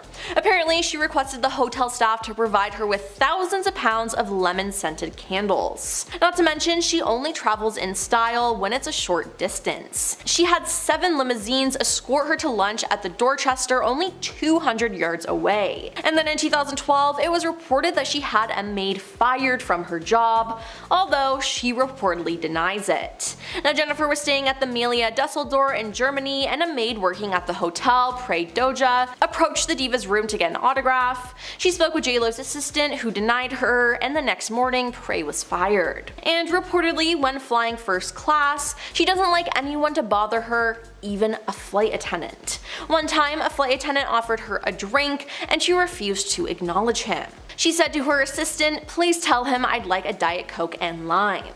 Now, this rumor also hasn't been confirmed, but it does reinforce her diva image, and it seems like she doesn't appreciate the help that she gets. Then there's the rumors that she had some pretty strict relationship rules. In 2017, she made headlines again when news broke that she was dating former New York Yankee Alex Rodriguez. Now, rumors spread that JLo would only consider marrying A-Rod if he agreed to a list of demands. Reportedly, he was not allowed to talk to any women under the age of 40, which is just super controlling and gross.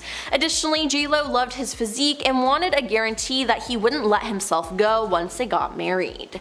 Now, none of these rumors have actually been confirmed, but it does seem pretty realistic to me, and I'm sure she's tried to impose these rules or some variation of them on Ben, which he probably doesn't like. So there are multiple reports that claim that Ben and Jen are living apart, and this has been confirmed by multiple sources and in multiple outlets.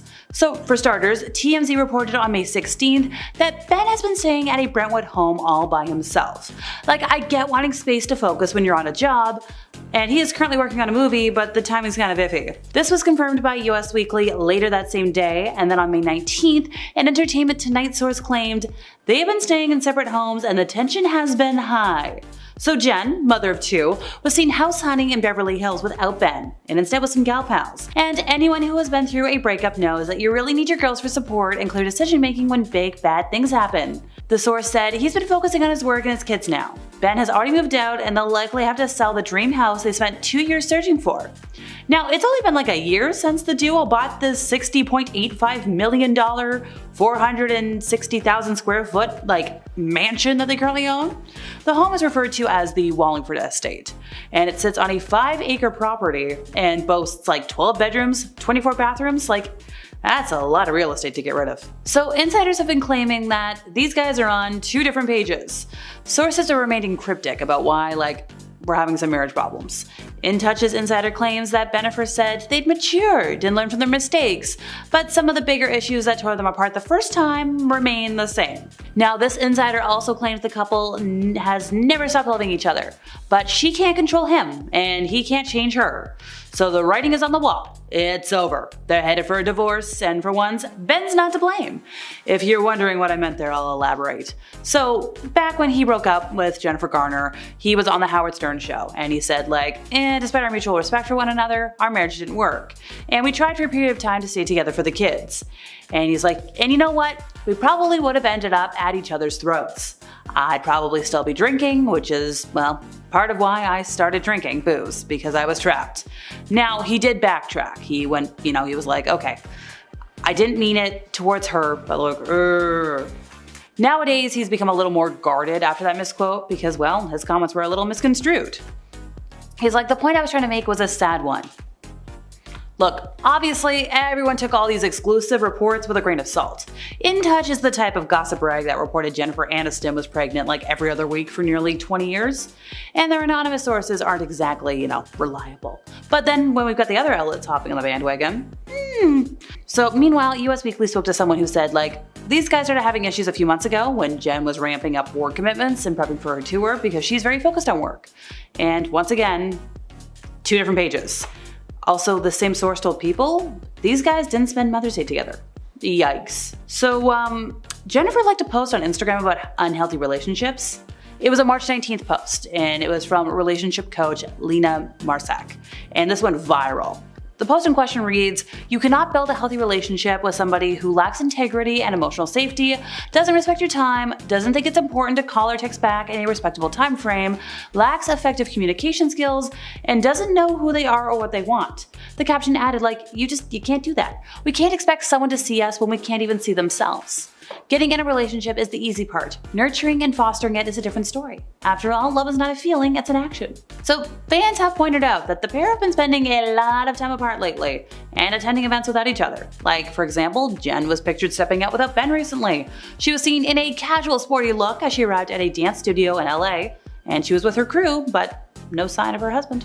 She was also solo for her co-chairing duties at the glitzy Met Gala in New York on May 6th, with a lot of folks surprised that Ben skipped the event. Now, Ben is working right now on The Accountant too, but his sources are yeah, no, I'm not here for it anymore. Now, he was on his own while appearing at the roast of Tom Brady on May 5th, which was the night before, which kind of cancels out the too busy for the Met Gala excuse. If you're working up a storm, why are you going to this social event instead? So, during their last outing together, the pair appeared kinda strained, with neither cracking a smile as they grabbed lunch together. They've also appeared tense during other previous outings, including when they were embroiled in quite the heated discussion during their St. Bart's getaway. Just months earlier, before that, in September, Jennifer was seen looking very, very tense as she sat in the passenger seat car next to Ben as they were just driving around LA together. Now, the two had previously raised eyebrows when they were seen attending the premiere of Jen's film The Mother. In an awkward moment while posing on the red carpet, she had a frown on her face and she was gesturing at him. And Ben looked really angry, and a lip reader later clarified it was maybe not an argument. Now, after they were snapped having their apparently very tense conversation, they soon reverted to Hollywood mode with beaming grins, stage-worthy kisses, ooh la la. Now, going back to that lip reader, apparently Jen asked Ben if her low-cut top was too much, and he was yeah, you look fine, sweetie. Now, later that night when the couple managed to find their right pose, he asked her to get a little closer. He's oh, don't worry, babe. And apparently she responded saying come close to me.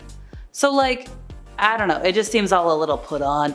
So Jennifer's decision to release her Amazon Prime documentary, The Greatest Love Story Never Told, which chronicled her love story with Ben, kind of put a strain on the marriage. The Candid Show was the third part of her very public $20 million tribute to Ben, which also consisted of This Is Me Now, a love story, which was a semi-autobiographical musical rom-com action sci-fi film, and the single, This Is Me Now. And a source said Ben would never try to stifle Jennifer's dreams or tell her she can't do something that advances her career, but she can be kinda controlling of him. So all of this media stuff detailed the highs and lows of this rekindled romance. And this was a documentary, with Ben revealing that he initially asked his wife to keep their relationship offline when they decided to give things another go. While navigating their reconciliation, 2 decades following the first engagement, Ben was I have zero interest in becoming a fixture on your social media accounts. Getting back together, I said, listen, one of the things I don't want is a relationship on social media. This was a direct quote from Ben. Then I sort of realized it's not a fair thing to ask. It's sort of you're gonna marry a boat captain, and then you go, well, I don't like the water. He continued on to say, we're just 2 different people with different kinds of approaches trying to learn to compromise. Yeah, that doesn't sound like a compromise. On top of this, Ben did not want his love letters to Jennifer being made public in this new film, but insiders have claimed it wasn't because he kept them a secret from his ex-wife. Now, Jennifer Garner's fans were really ticked when, Ben revealed he clung onto his correspondence with J.Lo during his 13-year marriage to Garner, and later had the letters and emails bound into a book to gift to Jenny when they reunited in 2021. Which, so cute, so romantic. But insiders have quashed any notion that the admission shocked Jennifer Garner, insisting she's happy for them, and she's friends with them, and she's also at peace in her relationship with John Miller. Ben would love for the outside world not to know about his love letters, but he is a romantic, and as much as he loved Jennifer, he never got over J-Lo. This is according to a source that told DailyMail.com. Ben likes to keep his memories, whether it be from movies he worked on or family and relationship moments. He always has what the kids call receipts. Now, this insider continued by saying, "No one is surprised by this at all. Jennifer is okay with it, J-Lo obviously loves it, and everyone notices that this was all meant to be. But it doesn't mean he wanted it out in the public." So another insider source claimed that they've known Ben for more than 10 years, and apparently everything is a fight for him and Jen. The only satisfaction he gets in life is overcoming when the odds are stacked against him. And now that these guys are reunited, the ego battle between Ben and J-Lo was always on full display, and is only eclipsed by the obvious passion and respect they have for one another. But there has to be an easier path, and you have to ask yourself why they want their marriage to be this way in the first place.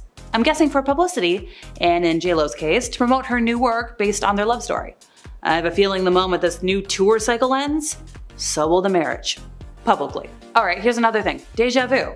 So J-Lo said, like Ben and I, we broke up 3 days before our wedding. We had this whole big thing planned, 14 ushers, multiple bridesmaids, and 3 days before, we just crumbled under the pressure. Ben himself has mentioned that the reason behind the breakup was just like the massive amount of scrutiny around their private life. He also said he told his wife when they got back together, once again, "I don't want this on social media." But then he's like, well, I guess I'll compromise, it can be on social media. And now J-Lo has this like whole media cycle that is just about the relationship. He's like, look, we're just two people with different kind of approaches, trying to learn to compromise. Well, folks, with the rise of social media, public scrutiny is a lot worse now than it was back in the early 2000s. Just saying. And finally, sources and insiders have been non-stop dishing about all of the stuff with Ben and J-Lo.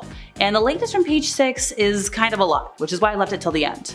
So the outlet spoke to someone connected to Ben, who noted that if there was a way to divorce on grounds of temporary insanity, he would. He feels like the last 2 years was just a fever dream, and he's come to his senses now and understands there is just no way this is going to work. All that being said, Ben continues to be seen without his engagement ring and was noticeably absent from the premiere of Jennifer's new movie Atlas on Monday night. And J-Lo, however, did name drop him in an interview that same evening, telling Jimmy Kimmel that when she met Barbra Streisand, the legendary singer was asking me to look at my engagement ring at the time that Ben had given me years ago. Which, okay, cute and all, but First up, almost no celebrities wanted to be in her movie.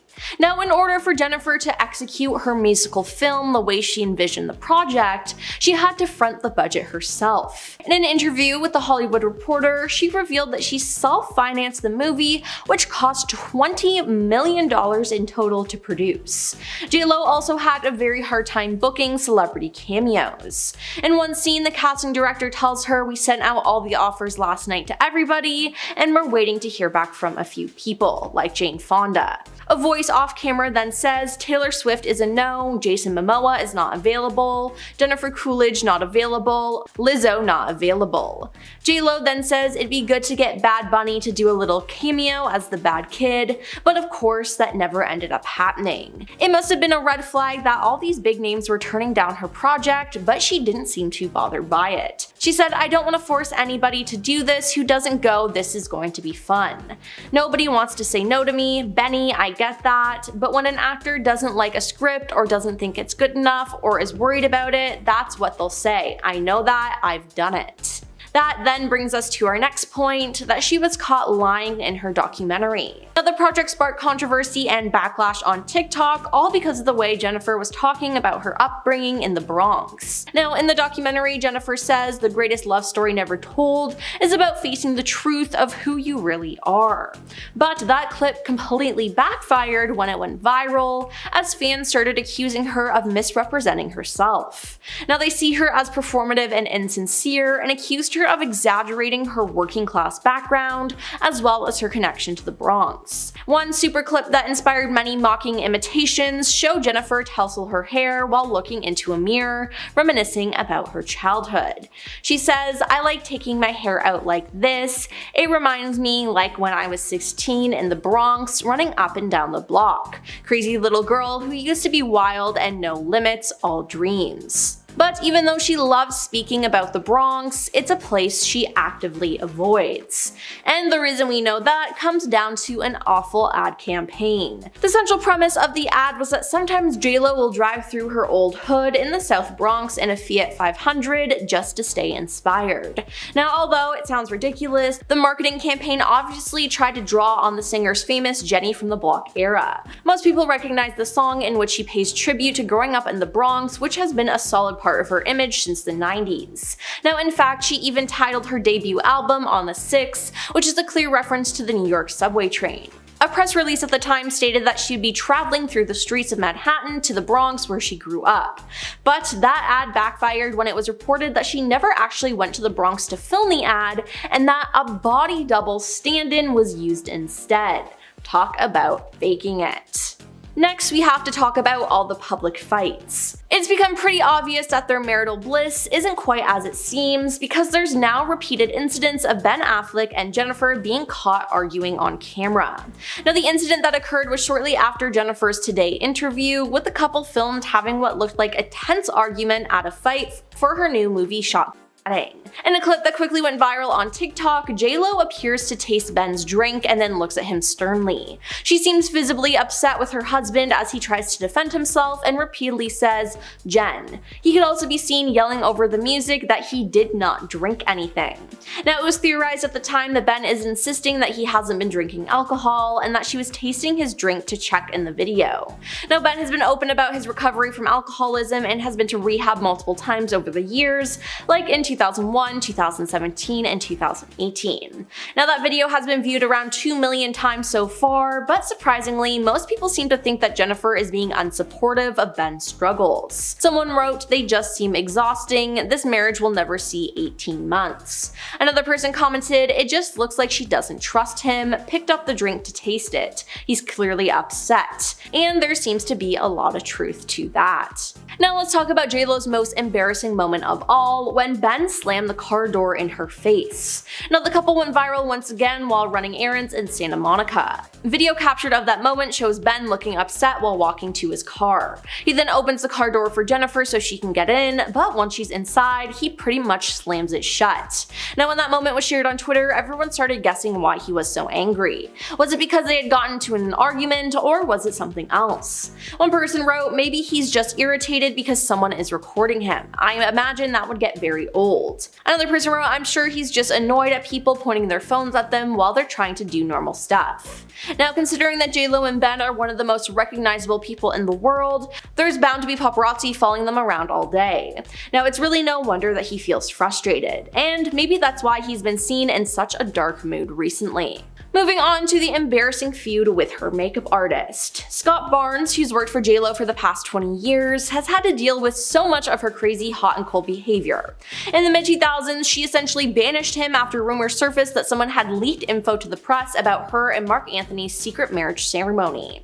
Now, speaking on the Jeff Probst show in 2012, and when asked about how JLo treated him, Scott said, quote, "It was like I had the plague." Interestingly enough, eventually she ended up giving him his old job back again after learning the truth, but apparently failed to apologize for being so cold and ruthless towards him. I mean, she literally cut him off without a word and blamed him for the leak without even confronting him. Barnes went on to say, quote, "I went right back to work with her and we just never spoke about it again, which is even weirder." The funny thing is, her celebrity makeup artist would go on to work with her for another 6 years and insisted that they remain on good terms, despite the fact that she ghosted him and didn't even apologize. On to the feud with Shakira.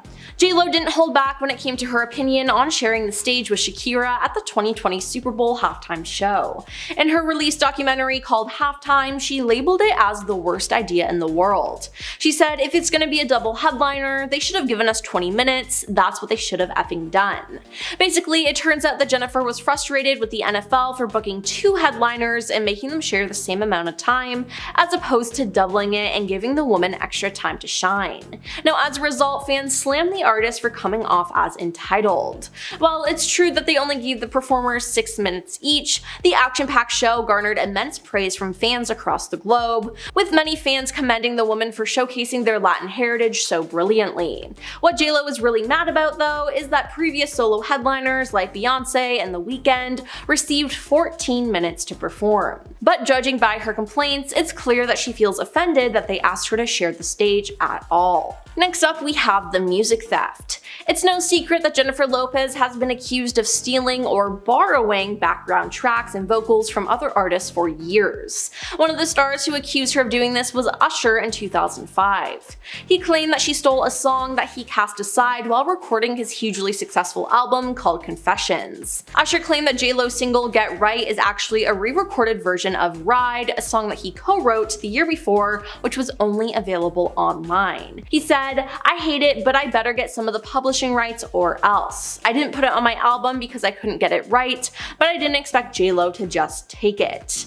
And apart from being accused of stealing the same sample song that Mariah Carey used for Loverboy, JLo was also given songs that were initially intended for Ashanti, which is why a lot of people claim what happened between the two artists was straight up music theft. In September of 2021, JLo released I'm Real from her second studio album that she worked with Irv Gotti, but the song was already recorded and mixed with Ashanti's vocals, which is why you still hear her background vocals in Jennifer's version. Moving on to the cheating allegation. Jennifer Lopez and Ben Affleck have had an on-again, off-again romance that has been going on since the 2000s, with fans even nicknaming the couple Benifer. Now, I mean, these two just got married last year after they first got engaged nearly 2 decades ago. But the timeline of this relationship is a huge red flag and included alleged cheating. So in July of 2002, JLo filed for divorce from her second husband, Chris Judd, citing irreconcilable differences. But this news broke just months after JLo had wrapped the movie Gilgy alongside her then boyfriend, Ben. Now, even though she vehemently denied cheating rumors, Ben took out an ad in The Hollywood Reporter, gushing about Jennifer before her divorce wasn't yet finalized. In fact, even Chris Judd's father, Larry, spoke out against the couple and accusing JLo of being unfaithful to his son. He insinuated that the affair started during the filming of Gilgy. "I thought Mr. Affleck would honor a married woman and not just go right into the trailer," and added that she'd be happier if she'd tell the truth and that no one in her little circle is going to say one negative thing to her. But we'll never really know the truth of what happened. And lastly, we have that humiliating interview.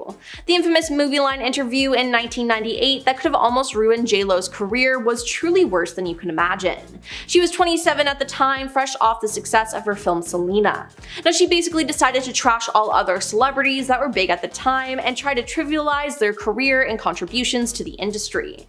In fact, when asked about Madonna, she actually said, "Do I think she's a great performer? Yeah. Do I think she's a great actress? No. Acting is what I do, so I'm harder on people when they say, oh, I can do that, I can act. I'm like, hey, don't spit on my craft." Now, it was so ironic because JLo would go on to do both music and acting for the rest of her career, and critics also trashed her acting on the big screen.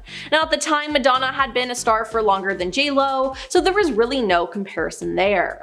And when Gwyneth Paltrow was brought up, Jennifer almost seemed to laugh and made it clear that she didn't take her fellow actress's career seriously by saying, "Tell me what she's been in, I swear to God, I don't remember anything she was in. Some people get hot by association. I heard more about her and Brad Pitt than I ever heard about her work." Yikes.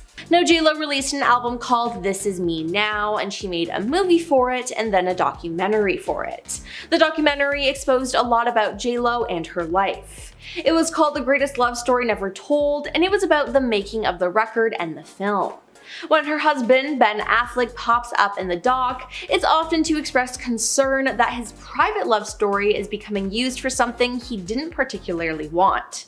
Which, hey, I can't blame him for that. Now, the doc is actually named after a scrapbook that Ben gifted Jennifer for Christmas in 2021, stacked with every letter and email they'd written to each other over the last 20 years. Now, Jennifer showed this book to her producers and songwriters on the first day of making her new album, without asking or telling Ben. "It became like our Bible," she says in the doc. "We just left it in the studio." Now this revelation comes within the first 5 minutes of the doc, and right out of the gate, Ben isn't shy about his discomfort. He's shocked that Jennifer would share something so personal with her collaborators, and now of course with the world. Ben was taken aback when Jen shared with songwriters the private love letters he wrote her to serve as inspiration for her album, This Is Me Now. Now in the doc, Jen had invited musicians into their home and gave them access to Ben's love letters. Ironically, Ben walked in at that very moment and was surprised to see the letters being passed around. I did really find the beauty and the poetry and the irony in the fact that it's the greatest love story never told, he said to the camera. If you're making a record about it, that seems kinda like telling it. Now, reacting to the way JLo shared Ben's private letters, several Twitter users admitted that they found it invasive. Now, she could have at least asked him about it. I couldn't imagine someone sharing something as private as that with the whole world. But it appears that JLo didn't really care about his feelings, which is just sad. Now, besides the stuff with Ben, we got a sneak peek into other aspects of JLo's life, but some fans who watched it took to social media to call out Jen for her lies. Many TikTok commentators said that they see JLo as performative and insincere, accusing her of exaggerating her working class background as well as her connection to the Bronx. Now, in one scene in the doc, Jennifer poses in the mirror of her personal gym as she shakes out her hair and reminisces about her childhood in the Bronx. I like taking my hair out like this. It reminds me like when I was 16 in the Bronx, running up and down the block, crazy little girl who used to be effing wild and no limits, all dreams, she said. Now, residents of the Bronx responded to the TikTok, calling her out for her alleged contribution and connection to the neighborhood, or just simply laughing in response to the clip. One TikTok creator, Photos by Angela, posted a video alleging that she and JLo had gone to the same high school and claims to have waited years before speaking out, having been annoyed in silence. In the TikTok clip, she bluntly accuses JLo of lying and using the residents of the Bronx to look human. We both attended an all-girls high school in an Irish and Italian neighborhood, so you weren't running up and down the block, she says. Now, other clips from the documentary also drew attention from TikTokers, seemingly showing Jennifer to be self-absorbed. Then, in her documentary, she recalls her go-to order at the local bodega while growing up. My go-to order at the bodega was a ham and cheese on a roll with an orange drink, if you know, you know, in a small bag of chips, she says. On TikTok, creators from the neighborhood have taken to the internet to express their outright confusion about JLo's bodega request. Specifically, people seem to be pretty confused about what exactly the orange drink is. Some of these creators have actually gone to the Bronx bodegas themselves to take stock of all the orange-colored drinks available and try to guess which one the superstar was going on about. So no one really knows what the orange drink is that you're talking about, JLo, and they're all making fun of you. Now, back to her new album. It debuted at a disappointing number 38 on the Billboard 200, but despite this, JLo decided that she would tour with this album. Now, JLo first announced her tour in the middle of February, initially as the This Is Me Now tour, and a week later, another 3 shows were added. However, in mid-March, several tour dates were quietly removed without explanation. Then the tour's name had been changed from This Is Me Now to This Is Me Live, the greatest hits. Now, it's been cited that low ticket sales is a possible reason for emphasizing JLo's back catalog. Us Weekly reports that Jennifer was disappointed in the tour's lackluster ticket sales, but remained proud of her new projects. Jennifer's very focused on her latest project and doesn't want bad press to get to her head. Now, if you go on Ticketmaster, there are a lot of tickets left, which is just kinda embarrassing. We'll just have to wait and see how the tour goes, and if she cancels any more shows or even downsizes her venues, because it seems like a lot of people won't be showing up for it. The general public is losing interest in JLo quickly, and there's no way to know if it will ever come back. Now, not to mention, when JLo does tour or perform, she's a total diva about it. In 2010, Jen's list of demands, which on tour specified dressing rooms with mirrors. Most specifically, hanging mirrors for her makeup had to be at specific angles. "You mirror what the world mirrors to you," remains one of Jen's most famous quotes. Now, what that means in this context, I don't know. She's also known for being very particular when it comes to the decor of her dressing rooms in general. She demands to have an all-white dressing room, including white candles, tables, couches, drapes, tablecloths, and flowers. Then there's her infamous list of food-related demands that include everything she wants waiting and ready for her at the hotel. She requires a fruit platter consisting of watermelon, green seedless grapes, pineapple, and mango.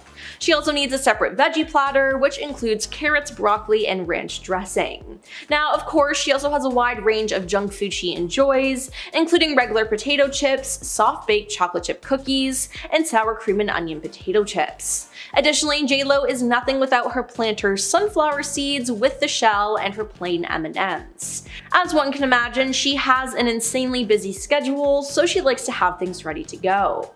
Now, anytime she books a hotel and she arrives early, she wants breakfast waiting for her in her room, and she requires scrambled eggs, bacon, pancakes, white toast, and potatoes. Now, she also requests regular and decaf coffee that must be ready for her arrival.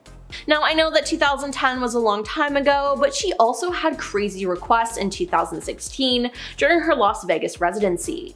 In January of 2016, JLo began her residency in Las Vegas with her concert series, All I Have. She signed a 3-year contract to perform roughly 120 shows a year at Planet Hollywood's Axis Theater. Now, she makes $350,000 for each show and performed 3 times a week. However, the large salary wasn't enough to convince her to agree to the terms. Eventually, she signed, and in the 3 years from 2016 to 2018, her residency at Planet Hollywood's Zappos Theater brought in over $100 million. Now, besides wanting money, she also made a few other demands. She requested 3 penthouse suites all next to each other, she asked for a playground in her suite for her kids, and she also demanded a personal laundry service and for each room to have its own on-call butler wearing all white. Now, the housekeeping staff had to sign full disclosure agreements to ensure they didn't spill any of her secrets, and she requested brand new toilets for the backstage area and, again, the all-white dressing room. Then there was the Super Bowl performance she had with Shakira. JLo had some not so nice things to say about her halftime performer. Jennifer has claimed that her Super Bowl performance with Shakira was the worst idea in the world. Now, she didn't hold back in her Netflix documentary Halftime as she slammed the NFL's decision to organize 2 halftime performers for the 2020 show. She said they both should have had their singing moments and hit out at organizers for giving her just 6 minutes. Previous performers, including Madonna and Lady Gaga, were each given more than 13 minutes to perform solo. In Jennifer's documentary, the singer tells Shakira that unnamed NFL sources told her that they'd have about 12 minutes combined to perform. However, she said they'd probably get a minute or 2 more added on. If it was going to be a double headliner, they should have given us 20 minutes, Jennifer said. Now, their Super Bowl halftime show ended up running for about 14 minutes, giving them 7 minutes each to perform some of their biggest hits, but Jennifer did not want to share the spotlight. And don't even get me started about it being brought to light that she doesn't even really sing on her own songs, and that most live performances she lip syncs. Now, personally, I don't even know why we consider her a performer at this point. Now, it's 2024 though, and with her new tour coming up, I can't imagine how many other demands she has now. Plus, she has a net worth of about $400 million. Now, that's a lot of money, and she could pretty much get whatever she wants, but will anyone ever tell the singer no and to stop being a diva? Not to mention, there's all the people in Hollywood that straight up don't like JLo. But, I mean, there is a reason for it. An old interview by JLo has resurfaced, and she's not speaking too well about her fellow colleagues in the industry. This is what she had to say about 2 major stars at the time. Gwyneth Paltrow, tell me what she's been in, I swear to God, I don't remember anything she was in. Some people get hot by association. I heard more about her and Brad Pitt than I ever heard about her work. Now, for Madonna, she said, do I think she's a great performer? Yeah. Do I think she's a great actress? No.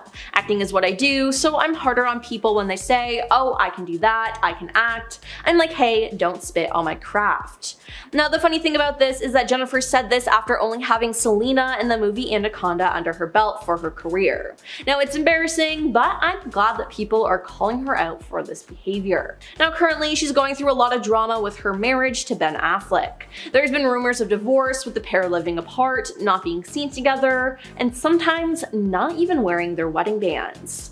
Now, there's been a lot of speculation from the media, which I'm sure hasn't been helping, so who knows if she'll act out because of it. Once a couple 20 years ago, Ben Affleck and Jennifer Lopez are now back together, and fans are. Ben is reportedly angry with Jennifer currently after her new movie about their love life was recently released. Insiders told The Heat that Affleck was reportedly scared that J-Lo's new film, This Is Me Now, would ruin his career, and apparently that fear has not dissipated. There is a very real risk that this film will not get the reaction she is expecting. Ben's been complaining to friends this could end up being Gigli 2.0. They said it will be especially embarrassing for him considering the career that he has built up and how seriously he takes his projects. He is scared he's made a big mistake getting involved. This is the second project they've worked on together, and since Gigli was so panned by critics, receiving a 6% on Rotten Tomatoes and losing over $60 million at the box office, it seems as though Affleck has been worried about the same treatment, and it allegedly caused problems in their marriage. Ben Affleck also recently admitted the romance forced him to make major compromises. Jennifer was really inspired by this experience, which is how artists do their work, Affleck said. They get inspired by their personal life. It moves you. I know as a writer and director, I certainly do the same things, but things that are private, I always felt are sacred and special, in part because they are private. So this was something of an adjustment for me. At a screening earlier this week for the documentary, Lopez said that her husband was a, quote, reluctant participant in the whole thing. According to People, she told the audience during a Q&A session, the other scary part was that I was bringing into it my husband, who was kind of the reluctant participant and a silent participant and all. Affleck still admits his hesitancy with having the spotlight on their relationship. It's the first time that she's done something as an artistic form of expression that was purely for the sake of what she had to express. It was about bringing out the things she felt inside that she just wanted to say, Affleck said. And I don't really love being in the making of a documentary about my personal life, which is why I'm so relieved that it's not really, and it seems like I might be in this, but not really. I was worrying for no reason. The movie wasn't about me, it was about the ability to love yourself, and that love story is a lot effing harder to find than Prince Charming. Celebrity matchmaker Alessandra Conti notes that there's been a shift in how the public engages with famous couples. Navigating the complexities of fame and having a very public relationship was challenging back in the early 2000s, but now it has reached a different level. Every couple who is remotely in the public eye experiences an intense level of scrutiny, especially with the dawn of social media, she told Fox News. However, J-Lo and Ben have kept a relatively low profile when it comes to social media, and although they're supporting each other at professional events, they have kept the intimate details of their relationship private. This is a smart strategy, and as long as their privacy is maintained, it is a sustainable situation for him and J-Lo. Ben also needs to understand that whoever he dates, he will be scrutinized in the public eye. This is one of the trade-offs of fame, she says. In the documentary, the couple admitted they, quote, just crumbled under the pressure of being a tabloid phenomenon, and it put a strain on their relationship, leading them to call off their 2003 wedding 3 days before it was supposed to happen. I had a very firm sense of boundaries initially around the press. Well, Jen, I don't think objected to it the way I did. I very much did object to it, Affleck said. Getting back together, I said, listen, one of the things I don't want is a relationship on social media. And then I realized it's not a fair thing to ask. It's sort of like you're gonna marry a boat captain, you want to like the water. We're just two people with kind of different approaches trying to learn to compromise. J-Lo is no stranger to headlines and tabloid drama though. Let's go down memory lane and rehash some of J-Lo's most shocking controversies. In 2020, Shakira and J-Lo co-headlined the Super Bowl halftime show, and she was accused of throwing some serious shade at Shakira. Lopez was seen getting into a heated debate with an NFL producer about her idea to have caged child performers on stage, a reference to the living conditions that youngsters face at border detention centers. She said, I'm trying to give you something with substance, not just us out there shaking our effing butts and effing belly dancing. I want something real. I want something that's gonna make a statement, that's gonna say that we belong here and we have something to offer. offer. The use of the term belly dancing, something which Shakira is very famous for, left many believing that she was dismissing her co-star's contributions. Jennifer Lopez was also accused of being insensitive to her husband's addiction issues in 2023 when she launched her own brand of alcoholic cocktails. The Let's Get Loud singer put her famous name to Dalola, a range of drinks created with mixologist Lynette Marrero. But having only just walked down the aisle with Ben Affleck, a recovering alcoholic, this latest business venture left a sour taste for some fans. There's also a rumor that J.Lo didn't used to sing on her old records. Rumors had been circulating for years that Jennifer Lopez had more than a little vocal help on hits such as Play,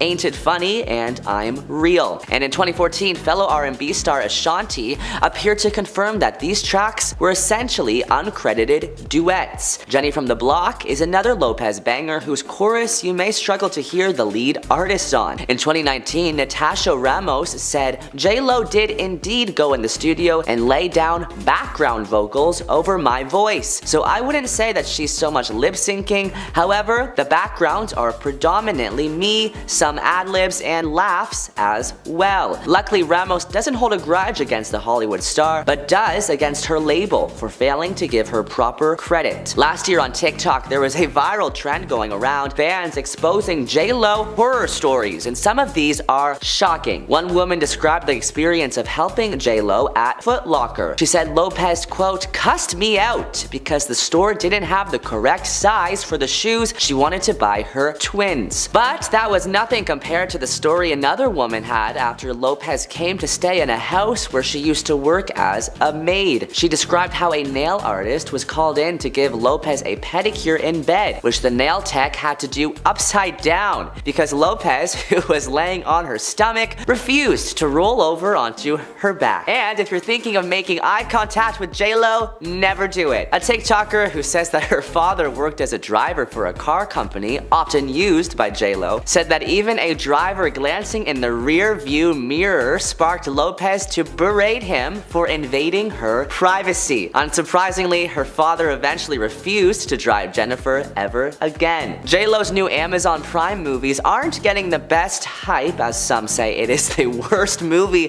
ever made. One reviewer made a list called The Reasons Why This Sucked. I had no idea what was going on in the movie, she says. There was no theme, actually. There were too many themes.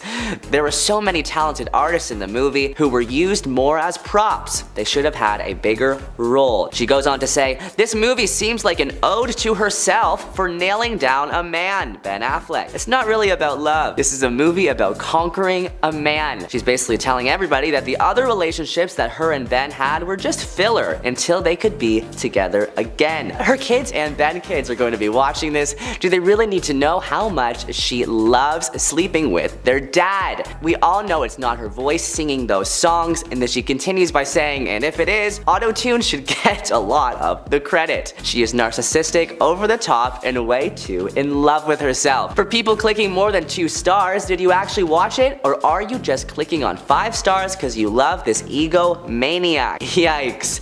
Alright, back to Ben and Jennifer. More inside details of their private life were released in her accompanying documentary that was just released this past week. Early in the documentary, Lopez reveals that she showed her musical collaborators a collection of letters that Affleck gave to her as a gift. This book is a book that Ben gave me on our first Christmas back together. It's every letter and email that we wrote to each other from 20 years ago and today, she says. The cover of the thick binder says, handwritten, The Greatest Love Story Never Told by Jennifer Lopez and Ben Affleck, 2001 to 2022 and counting. Jennifer explains, it became like our Bible and we just left it there in the studio. Ben Affleck, however, was surprised their correspondences were made public. I was like, you've been showing all the musicians all these letters? And they were like, yeah, we call you Pen Affleck, he recalls in the documentary. I did really find the beauty and the poetry and the irony in the fact that it's the greatest love story never told, and if you're making a record about it, that seems kinda like you're telling it. He adds later that he had to adjust to the change. But things that are private, I've always felt are sacred and special because they're private. So this was something of an adjustment for me. Now starting off, we have Ben's cheating past. Not even a month after their 10-year wedding anniversary, Jennifer Garner and Ben Affleck announced that they were getting a divorce. This came as a surprise to a lot of people, as throughout their marriage they seemingly had a very healthy relationship. Now it turns out that was not the case for as long as we thought. When the pair did divorce, there were rumors going around that Ben had formed a relationship with their children's nanny. Now of course he denied these rumors, with the rep for Ben saying that the story was complete garbage and full of lies. However, later in a conversation with Vanity Fair, Jennifer Garner confirmed that yes, Ben had an affair with their nanny. She said that there were lots of reasons for their split, but this was definitely not something you can ignore. She then went on to say, "It's not great for your kids for a nanny to disappear from their lives. I've had to have conversations with my children about the meaning of a scandal," she said. Now in that same interview, the actress said, "No one needs to hate him for me. I don't hate him. Certainly we don't have to beat the guy up. Don't worry, my eyes were wide open during the marriage." Next is Jen wanting a baby. Now a source exclusively told Life in Style that J.Lo has been trying to persuade Ben to have a baby via surrogate, and claims that she finally got him to cave in. The source says Jennifer has become passionate about getting yet another second chance, having a baby with Ben. She nagged him until he went along with it, added the source. Ben was completely happy with the blended family they already have, but he loves kids, that's why he agreed to having another. At the end of the day, he wants Jennifer to be happy. But I mean, it doesn't really feel like he wants another kid. Now Ben has 3 children from his previous marriage, while Jen has 2. Now they're allegedly in the planning stage, with Jen looking at surrogates, but with the rumors of a divorce and the pair currently living apart for the time being, adding another kid into the equation doesn't sound like a good idea at all. Then there's Ben's addiction. Ben has been open about his addiction to alcohol. He first checked into a rehab facility in 2001, completing a 30-day residential rehabilitation program for alcohol abuse. He then sought treatment for alcoholism on several occasions in the years since, getting professional help in 2008, 2017, and again in 2018 after his divorce from Jennifer Garner was finalized. Now he briefly relapsed in 2019, but said he wouldn't let it derail him, admitting, "It happens, it's a slip." Now that same year, the actor acknowledged that being an alcoholic is something that he deals with on a daily basis, saying on the Today Show, "It doesn't have to subsume my whole identity and be everything, but it's something that you have to work at." Now since Ben's addiction has played out so publicly, it's become unfortunately common for fans to speculate about his health, particularly after he married Jennifer Lopez. For example, a video clip of Jennifer and Ben having a seemingly tense conversation at the premiere for her movie Shotgun Wedding went viral in January after fans suspected the pair were arguing over Ben's drinking. Now that things appear to be rocky between the two, maybe Ben has relapsed again. Now let's talk about Jen exposing their relationship. Ben was taken aback when Jen shared with songwriters the private letters that he wrote to her to serve as an inspiration for her upcoming album, This Is Me Now. Per Variety, in a preview for her forthcoming Amazon Prime documentary, The Greatest Love Story Never Told, Jen had invited musicians to their home and gave them access to Ben's love letters. Now ironically, Ben walked in at that very moment and was surprised to see the letters being passed around. "I did really find the beauty and the poetry and the irony in the fact that it's the greatest love story never told," he said to the camera. "If you're making a record about it, that seems kinda like telling it." Now reacting to the way J.Lo shared Ben's private letters, several Twitter users admitted that they found it invasive. "Sharing personal love letters with a bunch of people without the writer's permission seems like a very weird thing to do," one person wrote. "Literally cannot imagine sharing love letters with strangers, this is so invasive," another user said. "When you write something deeply intimate to your partner that comes from a very vulnerable place, one of the worst things a partner can do is show these to others," someone tweeted. Another one said, "It's truly inconsiderate to release it without telling him, especially considering he was probably being vulnerable," another user agreed. And I gotta say, I think it was a bad move on Jen's part. On to relationship rules. Jennifer's relationships are often in the spotlight, as she's been in several high-profile relationships that made headlines all over the world. From 2004 to 2011, she was married to Mark Anthony, and they had twins together. In 2017, she made headlines again when she broke the news that she was dating former New York Yankee Alex Rodriguez. Now rumors spread that J.Lo would only consider marrying A-Rod if he agreed to a list of demands. Reportedly, he'd not be allowed to talk to any woman under the age of 40, which is just super controlling and gross. And additionally, J.Lo loved his physique and wanted a guarantee that he wouldn't let himself go once they got married. Now, none of these rumors have actually been confirmed, but it does seem pretty realistic to me. Now, we know that Jen and A-Rod didn't work out as she's now married to Ben, but I'm sure she has rules for him too, which is just unfortunate. Then there's the fact that Jen is a diva. Now, according to several of JLo's former staff members, Jennifer earned herself the nickname Pay-Lo because she paid her staff around 50% less than they could make elsewhere. Now, this rumor has been going on for years. As you see, way back in 2003, Jennifer was spotted in Vegas with her then boyfriend, Ben Affleck. Now, the pair had a big win and Ben decided to drop a $2,000 tip to the dealer, but before he could scoop up the generous award, JLo snatched up the cash and swiped it for $200 instead. Now, Jennifer's reason for paying her staff so little: she had to work hard to earn her money, so should everyone else. Now, this is just so embarrassing for her. If she had to work hard to earn her money, shouldn't she try to help make it easier for others because she knows how hard it is? She just seems so entitled, and it's just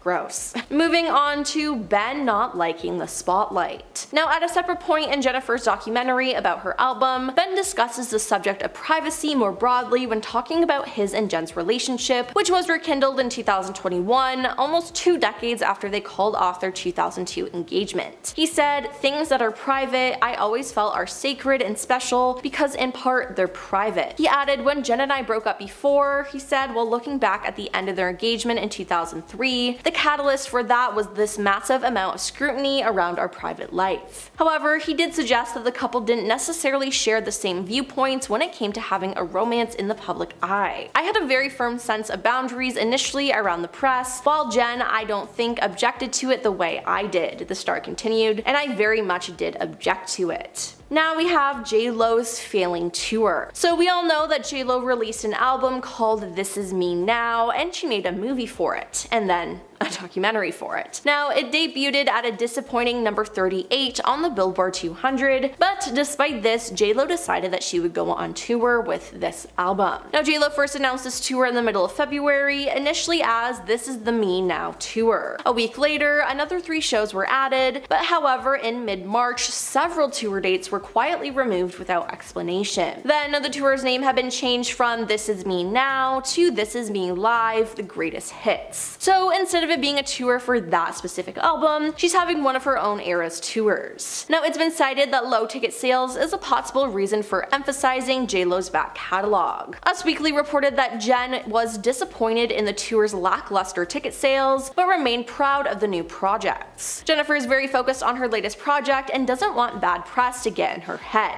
they said. Now, if you go to Ticketmaster, there are a lot of tickets left, which is honestly just embarrassing. She should just play smaller venues or lower her ticket prices. Next up is not spending time together. Now, Ben and JLo have not been spotted together recently. For example, at the beginning of May, Jen attended the Met Gala all by herself. Now, this was shocking because Jen was a co-chair for the gala, but Ben was missing from the event. Now, Ben has been filming The Accountant too, and it's said that he skipped the event because of his schedule, but the night before, he was spotted at Tom Brady's roast in LA. Not to mention that JLo is gearing up for her tour, This Is Me Live, the greatest hits. Now, she'll be on the road from June 28th to August 17th, and with her being so busy with this, she won't really have that much time to spend with Ben, and it will just put more space in between the two. Not to mention, even now, she has so many rehearsals for the tour, maybe all the time apart will be negative and will really result in them getting a divorce. And finally, we have their fights. Now, a lot of the pair's fights have been caught on camera, and it's been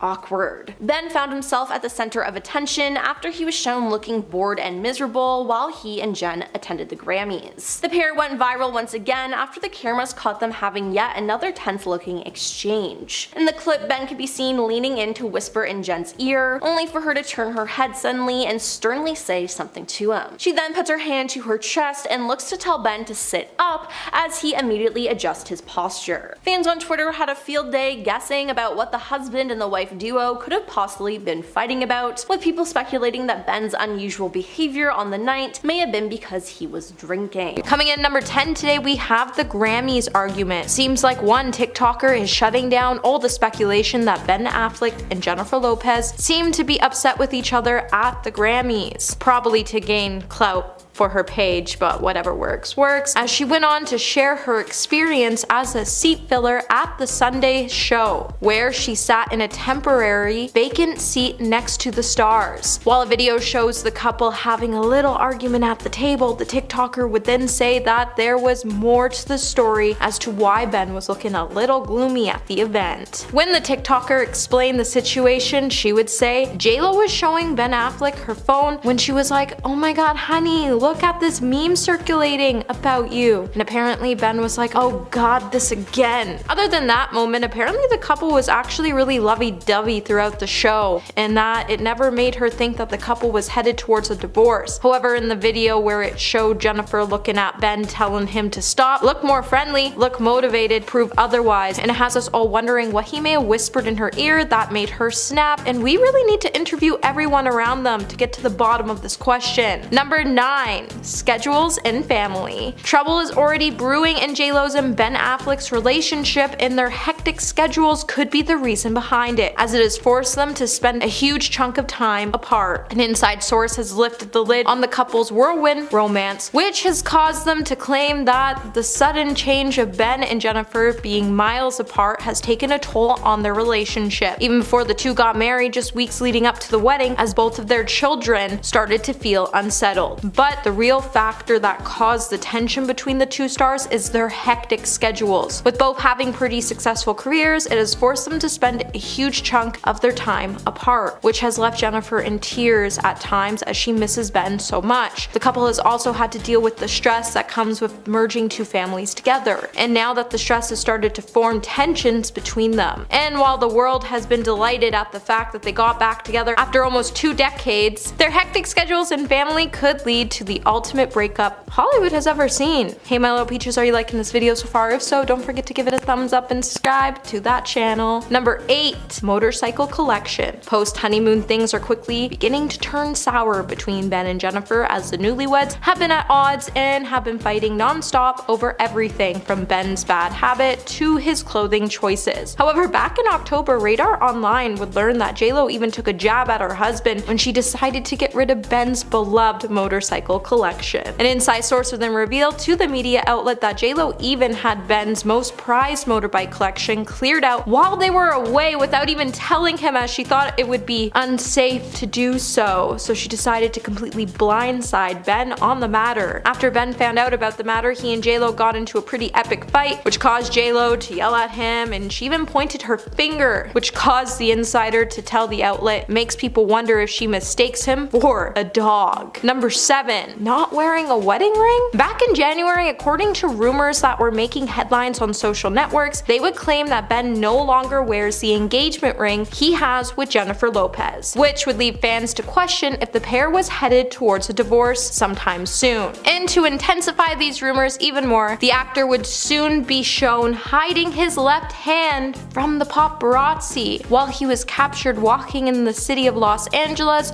with an iced coffee wearing a blue puffer jacket. Not to mention, the actor could also be seen rocking a depressed look as he wore glasses and hid his hand in his pocket. This would then start to generate all kinds of comments on social media networks, since the couple celebrated not 1 but 2 weddings to celebrate their union. And now they are already making headlines as inside sources claim things aren't going so well between them. But being caught without your wedding ring isn't exactly a good look. Number 6. Getting sober. Back in January, a video would start to go viral on TikTok after it showed Ben Affleck talking about his addiction with alcohol in the past, while he went on to protest to Jennifer that he hasn't been drinking when they attended a party. In the clip, it would show Ben and Jennifer attending an after party for the Hollywood premiere of JLo's new movie, Shotgun Wedding, on January 18th. As Jennifer's hit track, Let's Get Loud, is heard playing in the background, Jennifer is seen holding a wine glass as Ben yells over the music, "I didn't drink anything, okay?" Jennifer is then seen lifting the glass while maintaining eye contact with Ben as she cautiously takes a drink before placing it down, as her husband shouts at Jen. As the video has started to go viral, it has sparked a major debate among users, and a number of users would slam Jennifer as they suggested that she was being unsupportive to Affleck by drinking, while others claimed that she was just testing the drink to see if there actually was anything in it, as she was worried Ben is falling back into into his old alcohol addiction habits, and she's scared he might enter into a rehab program again soon. Number 5, the past. Today it seems like the world can't stop talking about Jennifer Lopez and Ben Affleck's reunion, but it seems like the pair's past might be coming back to haunt them, as neither can trust each other due to their long history. When the pair first broke up after it was hinted Ben had some major chemistry with his on-screen partner, Jennifer Garner, Ben would later call off his engagement with Lopez and marry Garner. And in some interviews, it would prove that Ben causes more harm to the woman around him, as he likes to later gush about them to the press, and he often talks about how much he regrets causing them harm, until everyone forgets how awful he truly was to them. As J-Lo claimed that the two broke up because of having a public relationship, it was really hard on them, she would also refer to the relationship as self-destructive, and that Ben crushed her soul when he pulled out of the wedding that she took so much time to plan, just to hit rock bottom when she found out he got Garner just shortly after. Not to mention, Ben even chirped her to the press after he told the press that he blamed all his troubles on J-Lo and that Garner saved him, but now the tables have turned. It makes you wonder what part of their past still haunts them. Number 4,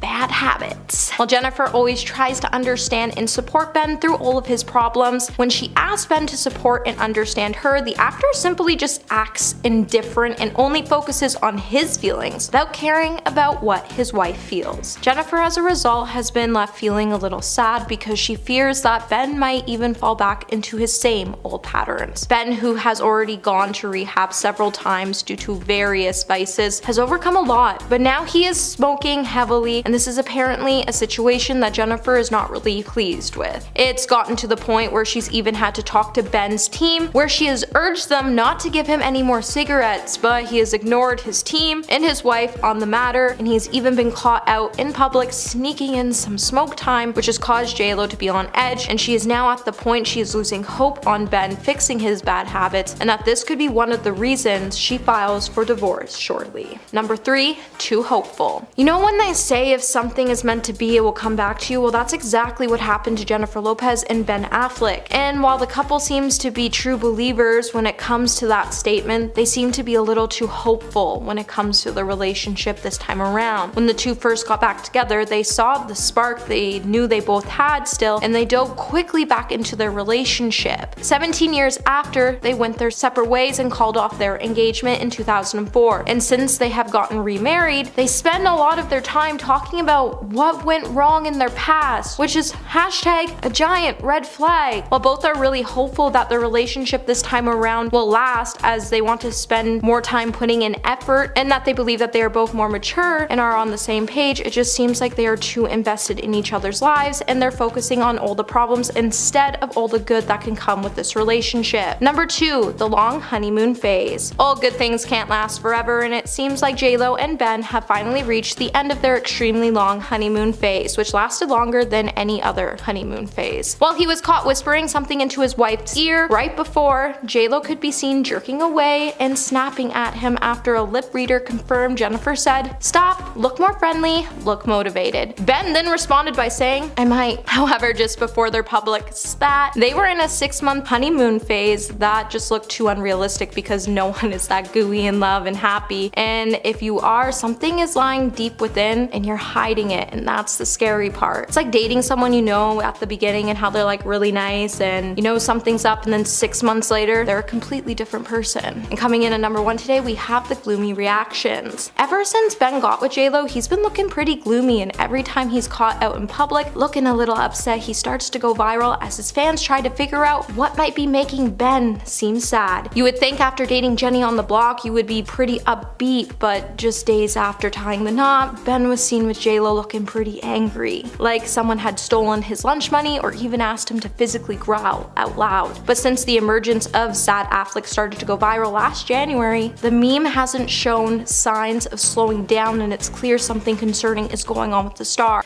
Madonna. Superstar Madonna has been in the game since the 80s and established plenty of enduring relationships with other entertainers who've come before and after her. But that doesn't mean she hasn't had her moments where she's thrown someone the cold shoulder. In this case, Jennifer Lopez definitely deserved it because she dissed Madonna's whole career in that infamous movie line interview in 1998. Lopez was 27 at the time and fresh off the success of her film Selena. It was then that she decided to boast about her own talent in comparison to Madonna. Quote, "Do I think she's a great performer? Yeah. Do I think she's a great actress? No." She also added, quote, "Acting is what I do. So I'm harder on people when they say, oh, I can do that, I can act. I'm like, hey, don't spit on my craft." Those comments were pretty bad considering that Madonna has been a star for a lot longer than J-Lo, and at the time of the interview, there was almost no comparison between them.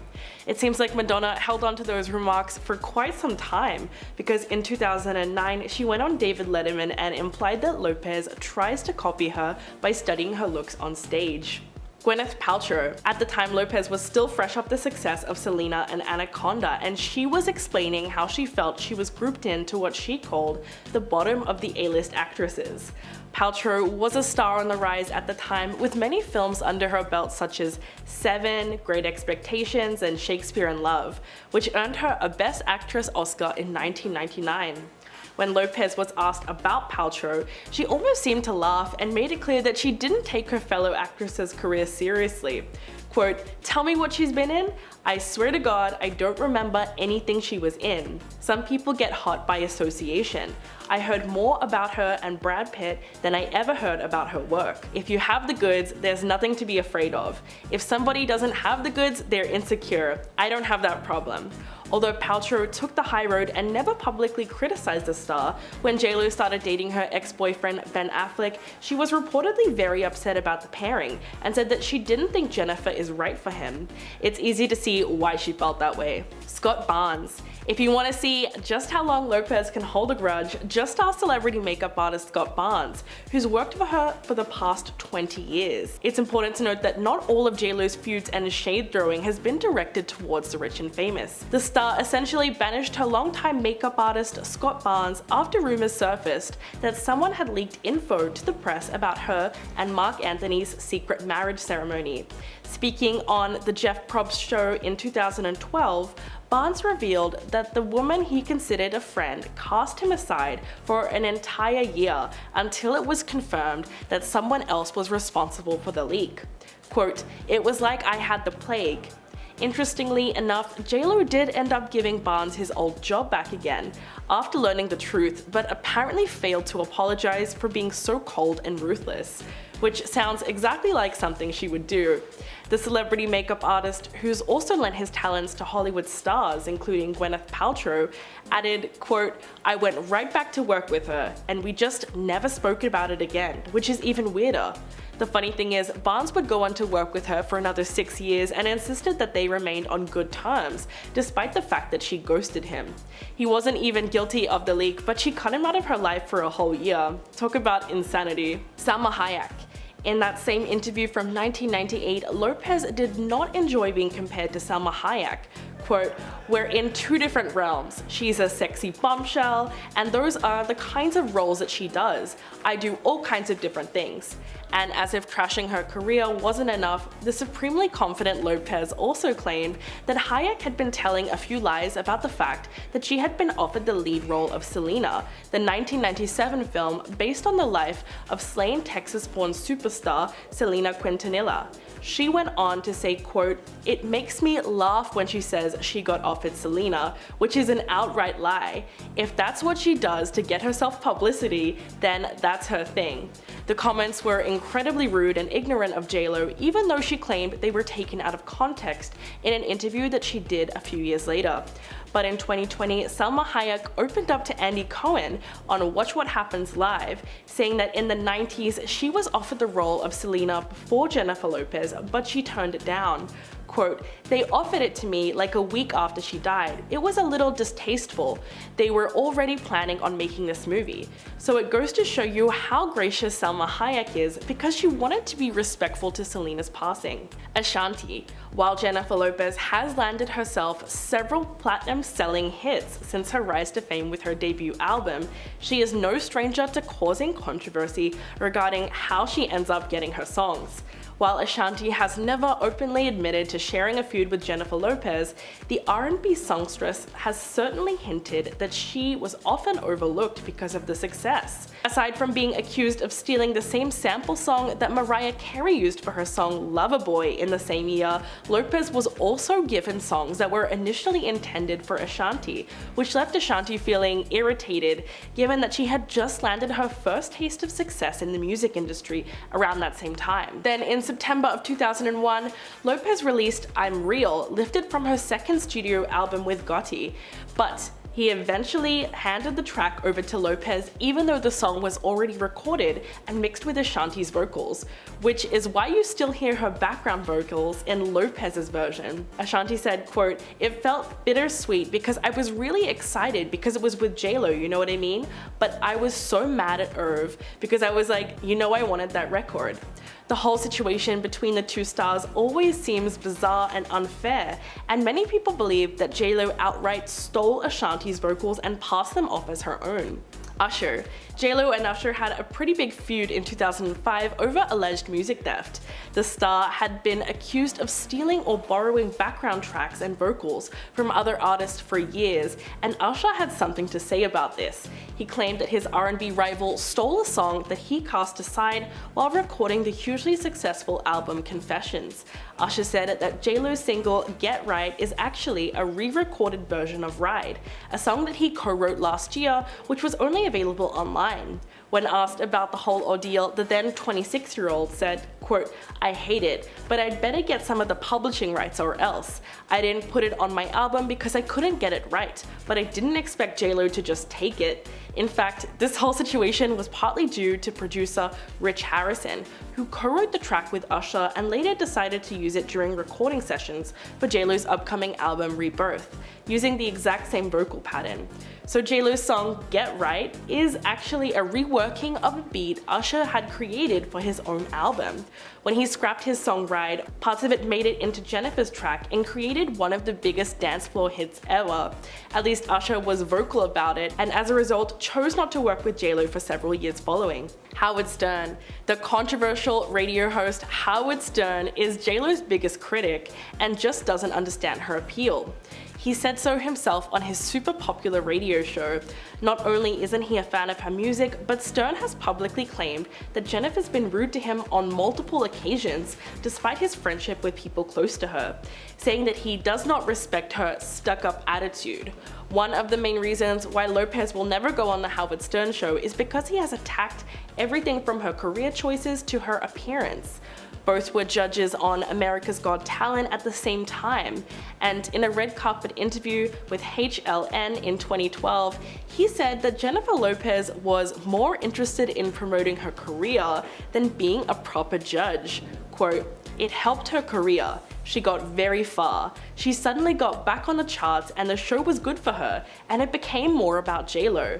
In 2016, Howard compared J-Lo's music to that of a homeless woman who sang a nonsensical song, and as a prank, Howard's staff took the song to pedestrians on the street and tried to pass it off as her latest hit. One of the harshest things he's ever said though was during an interview with J-Lo's ex P. Diddy, where he slammed her looks by claiming that Diddy got out at the right time due to her aging.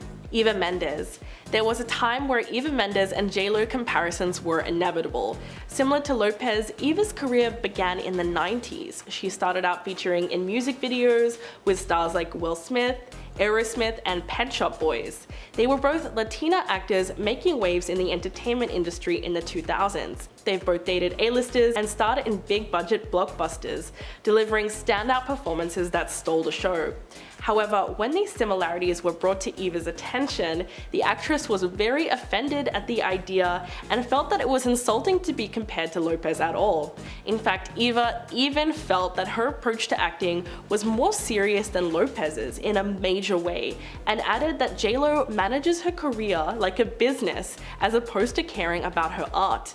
Quote, "I would like to think I will have a more serious career than J-Lo. We may be both of Latin origin, but that's where the comparisons stop. She manages her career like the head of a big corporation, whereas the only thing I care about is becoming the best actress possible."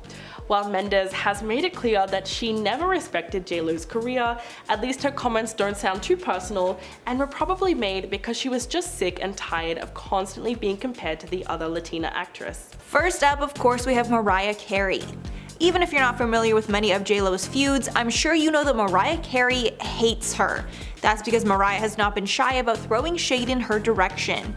These two have been feuding ever since JLo started to make music, and started to steal her shine. Then when Mariah was asked about Lopez in an interview, she famously replied, quote, "I don't know her." Years later, when Andy Cohen brought up the beef on his show Watch What Happens Live in 2014, Jennifer Lopez played the whole thing off, saying, quote, "I don't have a feud against her at all. I know from back in the day, I've read things that she said about me that were not the greatest, but we have never met. Like, we don't know each other. I would love to meet her, and I would love to be friends with her." But then JLo was a little more savage on the Wendy Williams show when asked about the feud in 2016. Lopez said, quote, "She's forgetful, I guess. We've met so many times." But Carey doubled down in another interview where she added that she still doesn't know Jennifer Lopez. When Mariah had a mishap of her own during a disastrous New Year's Eve performance, Lopez took a break from the high road and liked an extremely shady tweet about Mariah. The tweet said, quote, "Ever seen an accident you couldn't take your eyes away from? That was her tonight." If you're wondering where this feud started, it all goes back to Mariah's ex-husband and music executive, Tommy Mottola. After getting married in 1993, Carey divorced Mottola in 1998 because he was very controlling. And to get back at her, Mottola started up JLo's career and did everything possible to make JLo a star, instead of Mariah. JLo sampled a number of Mariah-esque songs. There were even allegations she straight up copied some of Mariah's songs, but tried to make them more of a hit. All because of Mottola. But Mariah knows she still came out on top, adding, quote, "After all that shit, Loverboy ended up being the best-selling single of 2001 in the United States." So basically the whole feud is over career competition and the fact that Lopez was in cahoots with Carey's controlling ex. Rosie Perez. You'd think that JLo and Rosie Perez would be great friends, considering how much they have in common. Both women are dancers, are Puerto Rican, and grew up in New York. But the pair are not close, and it would be more accurate to say that they actually hate each other. According to Perez's 2014 memoir, Handbook for an Unpredictable Life, she has plenty of negative stories to share about JLo. In her memoir, Perez shared a story from the set of In Living Color. She wrote about Lopez, quote, "All of the girls were coming into my office complaining how she was manipulating wardrobe, makeup, and me, all to her advantage," and added she was acting like, quote, "some ghetto bitch," screaming and pounding her chest. JLo ended up leaving that show after 2 seasons, but the feud between the pair continued, and Perez claimed that Lopez would speak negatively about her whenever she got the chance. Even worse, Lopez was allegedly two-faced. She would talk trash behind Perez's back, but be nice to her face. Brandy. In the midst of the Mariah and JLo feud, Brandy publicly supported Mariah, making it clear she does not like JLo. In July of 2017, Brandy took to Instagram to share a photo of herself hugging Mariah Carey with the caption, #SheKnows Me. An obvious reference to Mariah's infamous "I don't know her" comment about JLo. All the comments were flooded with people speculating over the caption, and the consensus quickly became that the photo was a dig at JLo. However, Brandy later addressed the caption, writing, quote, "Oh my god, what happened? I swear to goodness, I didn't know what the fuss is about. I love this pic and now everyone thinks I'm throwing shade. At who? This is funny. Can't take this one down. I love this picture and whenever I'm throwing shade, it's not questionable, you know that I am." Later adding that Mariah does in fact know her. Mariah supported the post by commenting, quote, "I sure do." Even though Brandy is trying to convince us it's nothing shady, I honestly don't believe it. Next up, Nicki Minaj. It's long been rumored that Jennifer Lopez is a huge diva, and the fight that her and Nicki Minaj had while on American Idol brought up both of their diva sides. In 2012, Lopez was a judge on American Idol while Nicki came on to perform, and things got tense fast. After Nicki finished performing, she went over to the judges table and asked, quote, "I was hoping maybe I could come back and be a guest judge. JLo, can you scoot over a little bit?" JLo then responded, quote, "I don't know if there's enough room for both of us." Then Minaj took it up another notch backstage when she said, quote, "She didn't seem to be having it, but she's gonna have it." But she later added, quote, "We were just joking around." But it's clear the bad blood is still there. When Lopez performed at the 2015 AMAs, she sang a part of Minaj's song Anaconda. But I don't think Nicki got the memo that it was going to be happening, because when the camera panned to Nicki, she did not look happy. Fans totally saw the shade and started tweeting about it that night. Rihanna. Rihanna and JLo started feuding right around the time that JLo was seen getting cozy with Rihanna's ex, Drake. This all happened in 2016 when J.Lo and Drake took a photo backstage at J.Lo's concert. Once the photos came out, everyone assumed that they were dating, which probably got the attention of his exes. A lot of fans felt the whole thing was most likely a publicity stunt, but Rihanna took the rumors pretty seriously and lashed out online because of it. A source said at the time that Rihanna suffered, quote, the ultimate betrayal and dubbed Lopez desperate and a traitor. This was because Rihanna and J.Lo were really tight at one point, and Rihanna even got support from J.Lo during rough times with Drake. Then in December of 2016, Rihanna unfollowed J.Lo on Instagram, making her stance very clear. Jenna Dewan. When the pair started alongside each other on World of Dance, they seemed like they got along great. Lopez was a producer and a judge, while Dewan was a host and mentor on the show. But sources revealed that when the camera stopped rolling, the women hated each other. One source said about their relationship, quote, Jenna can't stand Jen's over-the-top theatrical fakery. Jen never fails to ham it up when the cameras are rolling, and she hijacks the show. It seems she'd prefer if Jenna just stayed in the background. The insider continued that J.Lo is a micromanager who tells everyone else what to do. Because of all her input, Jenna felt excluded and felt like her voice was not heard. Although there is a chance that this feud is not accurate because when Dewan's team was asked about the feud rumors, they denied them. Ojani Noah. Jennifer Lopez has been married 3 times before. Her first and shortest marriage was to Cuban waiter Ojani Noah. Although their relationship ended in 1998, it's clear that Noah cannot stand her, and whenever asked about Lopez, he does not hold back his negative feelings. Back in 2006, he was actually set to release a juicy tell-all book about Lopez called The Unknown Truth, a passionate portrait of a serial thriller. But before it was set to be published, Lopez was able to stop it with a lawsuit. She argued that publishing the book broke their confidentiality agreement, and the courts agreed. From that lawsuit, she won $545,000 in damages, and Noah was forbid from criticizing or casting in a negative light or otherwise disparaging Lopez. Noah's name was brought up once again when he threatened to leak an intimate tape of the two of them on their honeymoon. Lopez then filed a $10 million lawsuit against him. When asked why the relationship ended, Noah blamed Lopez, saying, quote, I was looking forward to being with her for the rest of my life. It didn't happen. She made the choice of her career instead of me. And finally, Jennifer Lopez herself. Nobody has done more to warn us about J.Lo's sketchy behavior than herself.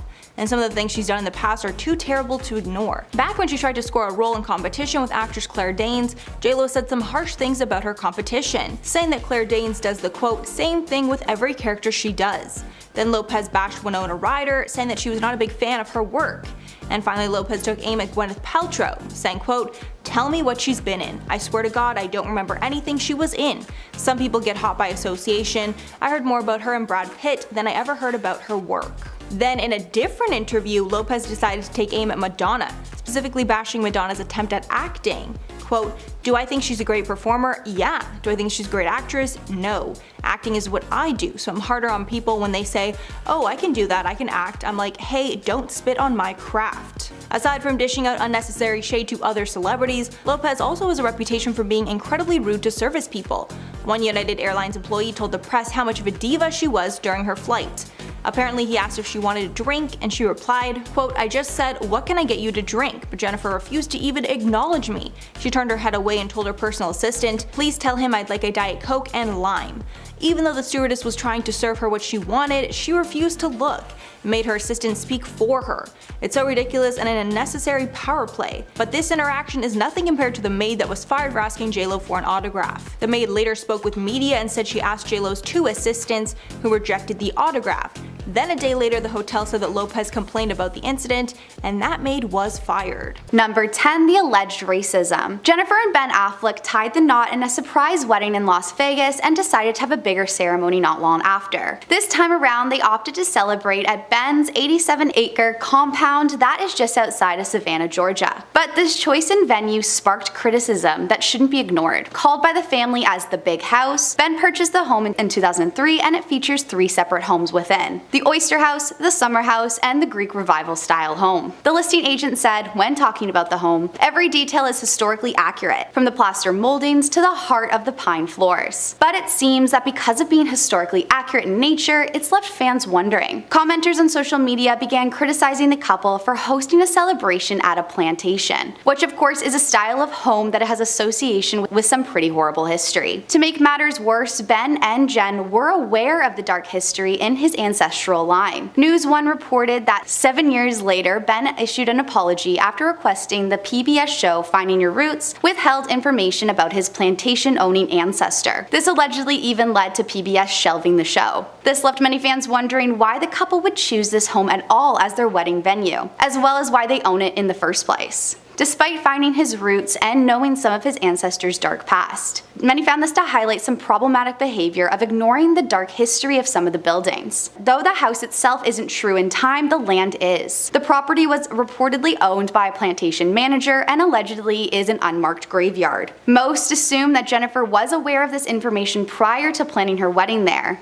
and this hasn't left a good taste in many fans' mouths about the couple since. Number 9. Talk smack about other actresses. When a reporter from Movieline turned up at Jennifer Lopez's home to conduct an interview in 1998, he was greeted with what he described as being an orchestrated and deliberate scene. While JLo was being pampered by a number of different staff members doing her business, while she was getting a massage, she seemingly felt the need to let loose during the interview as she started taking swipes at a number of her industry rivals. When she was asked what she thought about the actresses of whom she was competing for roles for, she said the Romeo and Juliet star Claire Danes does the same thing with every character she does, despite the fact that they worked together on the set of Oliver Stone's neo-noir crime thriller U-Turn. Lopez then went on to say she was never really a big fan of the two-time Oscar nominee Winona Ryder, and she also went off on Gwyneth Paltrow, who would win Best Actress at the Academy Awards the following year by saying, "Tell me what she's been in." Jennifer then went on to tell the reporter in the infamous interview, "I swear to God, I don't remember anything she was in. Some people get hot by association. I've heard more about her and Brad Pitt than I've ever heard about her work." Hey, my little peaches,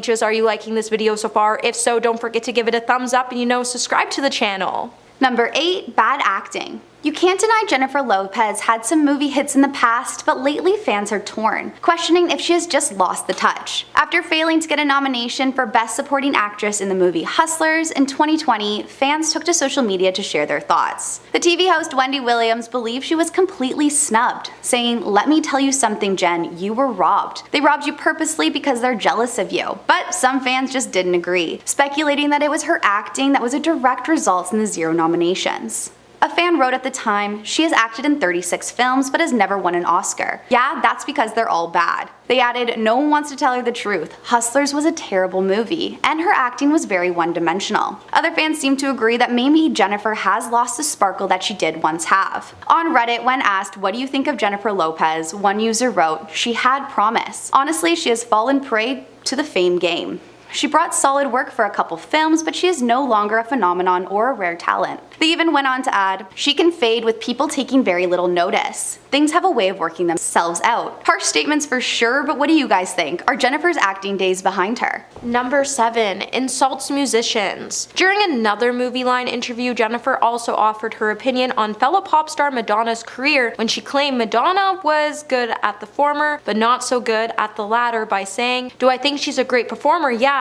Do I think she's a great actress? No. Acting is what I do, so I'm harder on people when I say, oh, I can do that, I can act. I'm like, hey, don't spit on my craft." However, the Queen of Pop isn't the only musician Lopez has shaded, as there has been much speculation that JLo's short-lived relationship with Drake in 2016 was nothing but a publicity stunt. However, the fact that Rihanna, who had somewhat of a complicated relationship with the Canadian rapper over the years, unfollowed Lopez on Instagram after she was posted in a pic across the Grammy winners, it seems to suggest that there indeed was some truth to the coupling. Lopez then revealed that she and Drake were working on a song together, but working with JLo doesn't always end well, and Drake learned that the hard way after she dissed Drake during a live show in Las Vegas by telling the audience that he was nothing but a late-night call for her. And we all wonder why he won't bring a nice girl home to his mom for once. Number 6. Insensitive comments. Jennifer Lopez was called out for some criticized comments made about her Super Bowl halftime performance in 2020. For the halftime show, JLo came together with Shakira for an iconic event. Despite having 6 minutes of performance times each, it received a huge amount of praise from the stars. However, after Jen's documentary Halftime came out, discussing some of the struggles of the show, a few fans took back their former praise. Not only did Jen brand the whole thing as the worst idea in the world, but she had some very specific views on a political aspect. It seems her organizers just weren't seeing eye to eye with her at the time.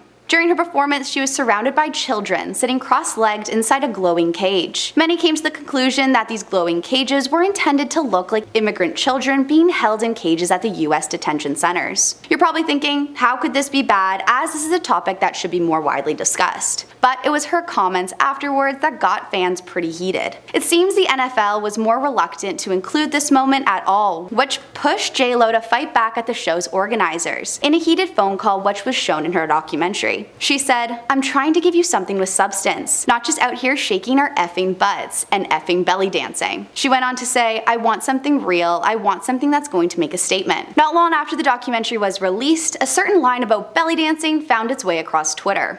One Twitter user wrote, "In a new documentary, J-Lo compared belly dancing to just shaking your butt. She said this type of dance and what Shakira offered wasn't culturally relevant enough to be shown on stage." They continued on by saying, "This comes after she said she was not happy to share the stage with Shakira. She's bitter, loud, and wrong." Others even accused her of having an ethnocentric mindset, where she believes her culture is superior to others. One other social media user wrote, "To say that belly dancing, a Middle Eastern culture, has no substance is so ethnocentric and perhaps a little racist." Number 5. Drives co-stars crazy. Now, there's a list of actresses who have felt like Jennifer Lopez brings things a little too far on set, and one of those people's on the list is Cameron Diaz, especially after Jennifer went on to diss her about her career to a movie line by labeling Cameron as a lucky model who's been given a lot of opportunities, to the point she wishes Cameron would have just done more with her talent. Jennifer's brutal assessment of Cameron's career trajectory reportedly made things a tad awkward for the pair when the actresses were both cast in the 2012 film What to Do When You're Expecting. On-set sources would then reveal that the two on set just couldn't get along. Lopez then didn't endear herself to Cameron, who allegedly said the pop star was a nightmare to work with,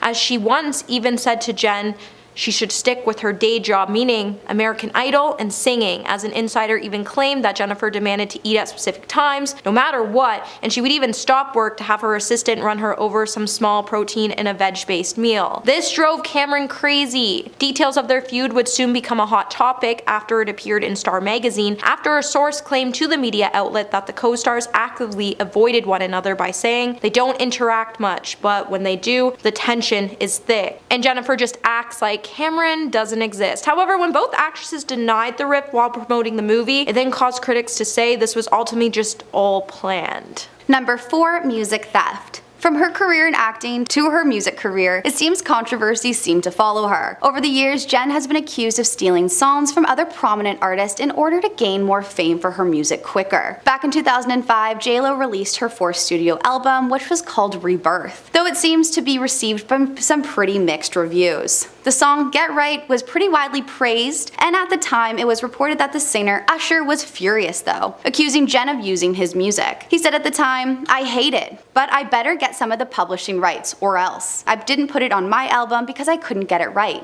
But I didn't expect J-Lo to just take it." According to Usher, Get It Right was his song with the title Ride, and it was available to listen to show proof that it was her that just re-recorded a version of his own song. Not only that, but Jen was also accused of using Ashanti's vocals for her song I'm Real. She said at the time, "You should always care about who you give credit to, regardless of what industry you're in. It's really important to give credit." Luckily, in the end, she did get credit, but still, it's not a very good look. Number 3. Makes ridiculous demands. Most big musicians send riders when negotiating with a venue or organization prior to a gig, but if the stories are true, Jennifer Lopez has made some crazy diva demands over the last couple of years. As according to Huffington Post, J-Lo was all set to perform at the opening of the Indian Premier 2020 cricket tournament, which has a TV audience around 60 million people in 2013. But apparently, she lost the gig when IPL bosses found out that she was asking for a private plane, numerous hotel rooms to accommodate all of her stylists and handlers, and the organization was so shocked to even point out they didn't even want to play ball with Jennifer and they would replace her with Pitbull. However, apparently those demands are nothing when you compare them to the impossible requests she made ahead of her medley performance at the World Music Awards in 2010. As the Mirror would report that the singer allegedly requested a helicopter to be on standby, as well as a custom-fitted speedboat and a pair of diamond-encrusted headphones to drown out the sound of the boat boat's motor. And her people have even requested that she had an entire floor of a hotel to herself to ensure she isn't hassled. Privacy was such a main concern, she even once had a piece of beach roped off for her as well. Number 2, problems with staff. Jem seems to have been accused of treating her staff honestly pretty terribly. During a storm of fans sharing their uncomfortable moments with Jen, one woman accused the star of being rude to her drivers. The TikTok user revealed that her father once worked for a company that Jen would use to hire and provide drivers for her. The TikToker claimed that Jen does not allow the drivers to look at her, and that even if the driver looks through the rear view mirror, they weren't exempt from Jen's scolding. Not only that, but she refused to have her luggage ever touch the ground. Because of her diva temperament, she shared that her father refused to drive for JLo because of all the horror stories that he heard through the grapevine. JLo is no stranger to being called a diva, but not even being able to make eye contact really does seem a little bit extreme. And coming in at number 1 today, we have too full of herself. There's confidence and then there's arrogance, and Jennifer Lopez has walked a dangerous tightrope between both categories for years. As the star even once declared in an interview with MovieLine that she herself is an A-list celebrity. When MovieLine then asked her why she was a hot property in Hollywood at the time, she then delivered an incredibly immodest answer by saying, "Because I'm the best." She said, "I feel I can do anything.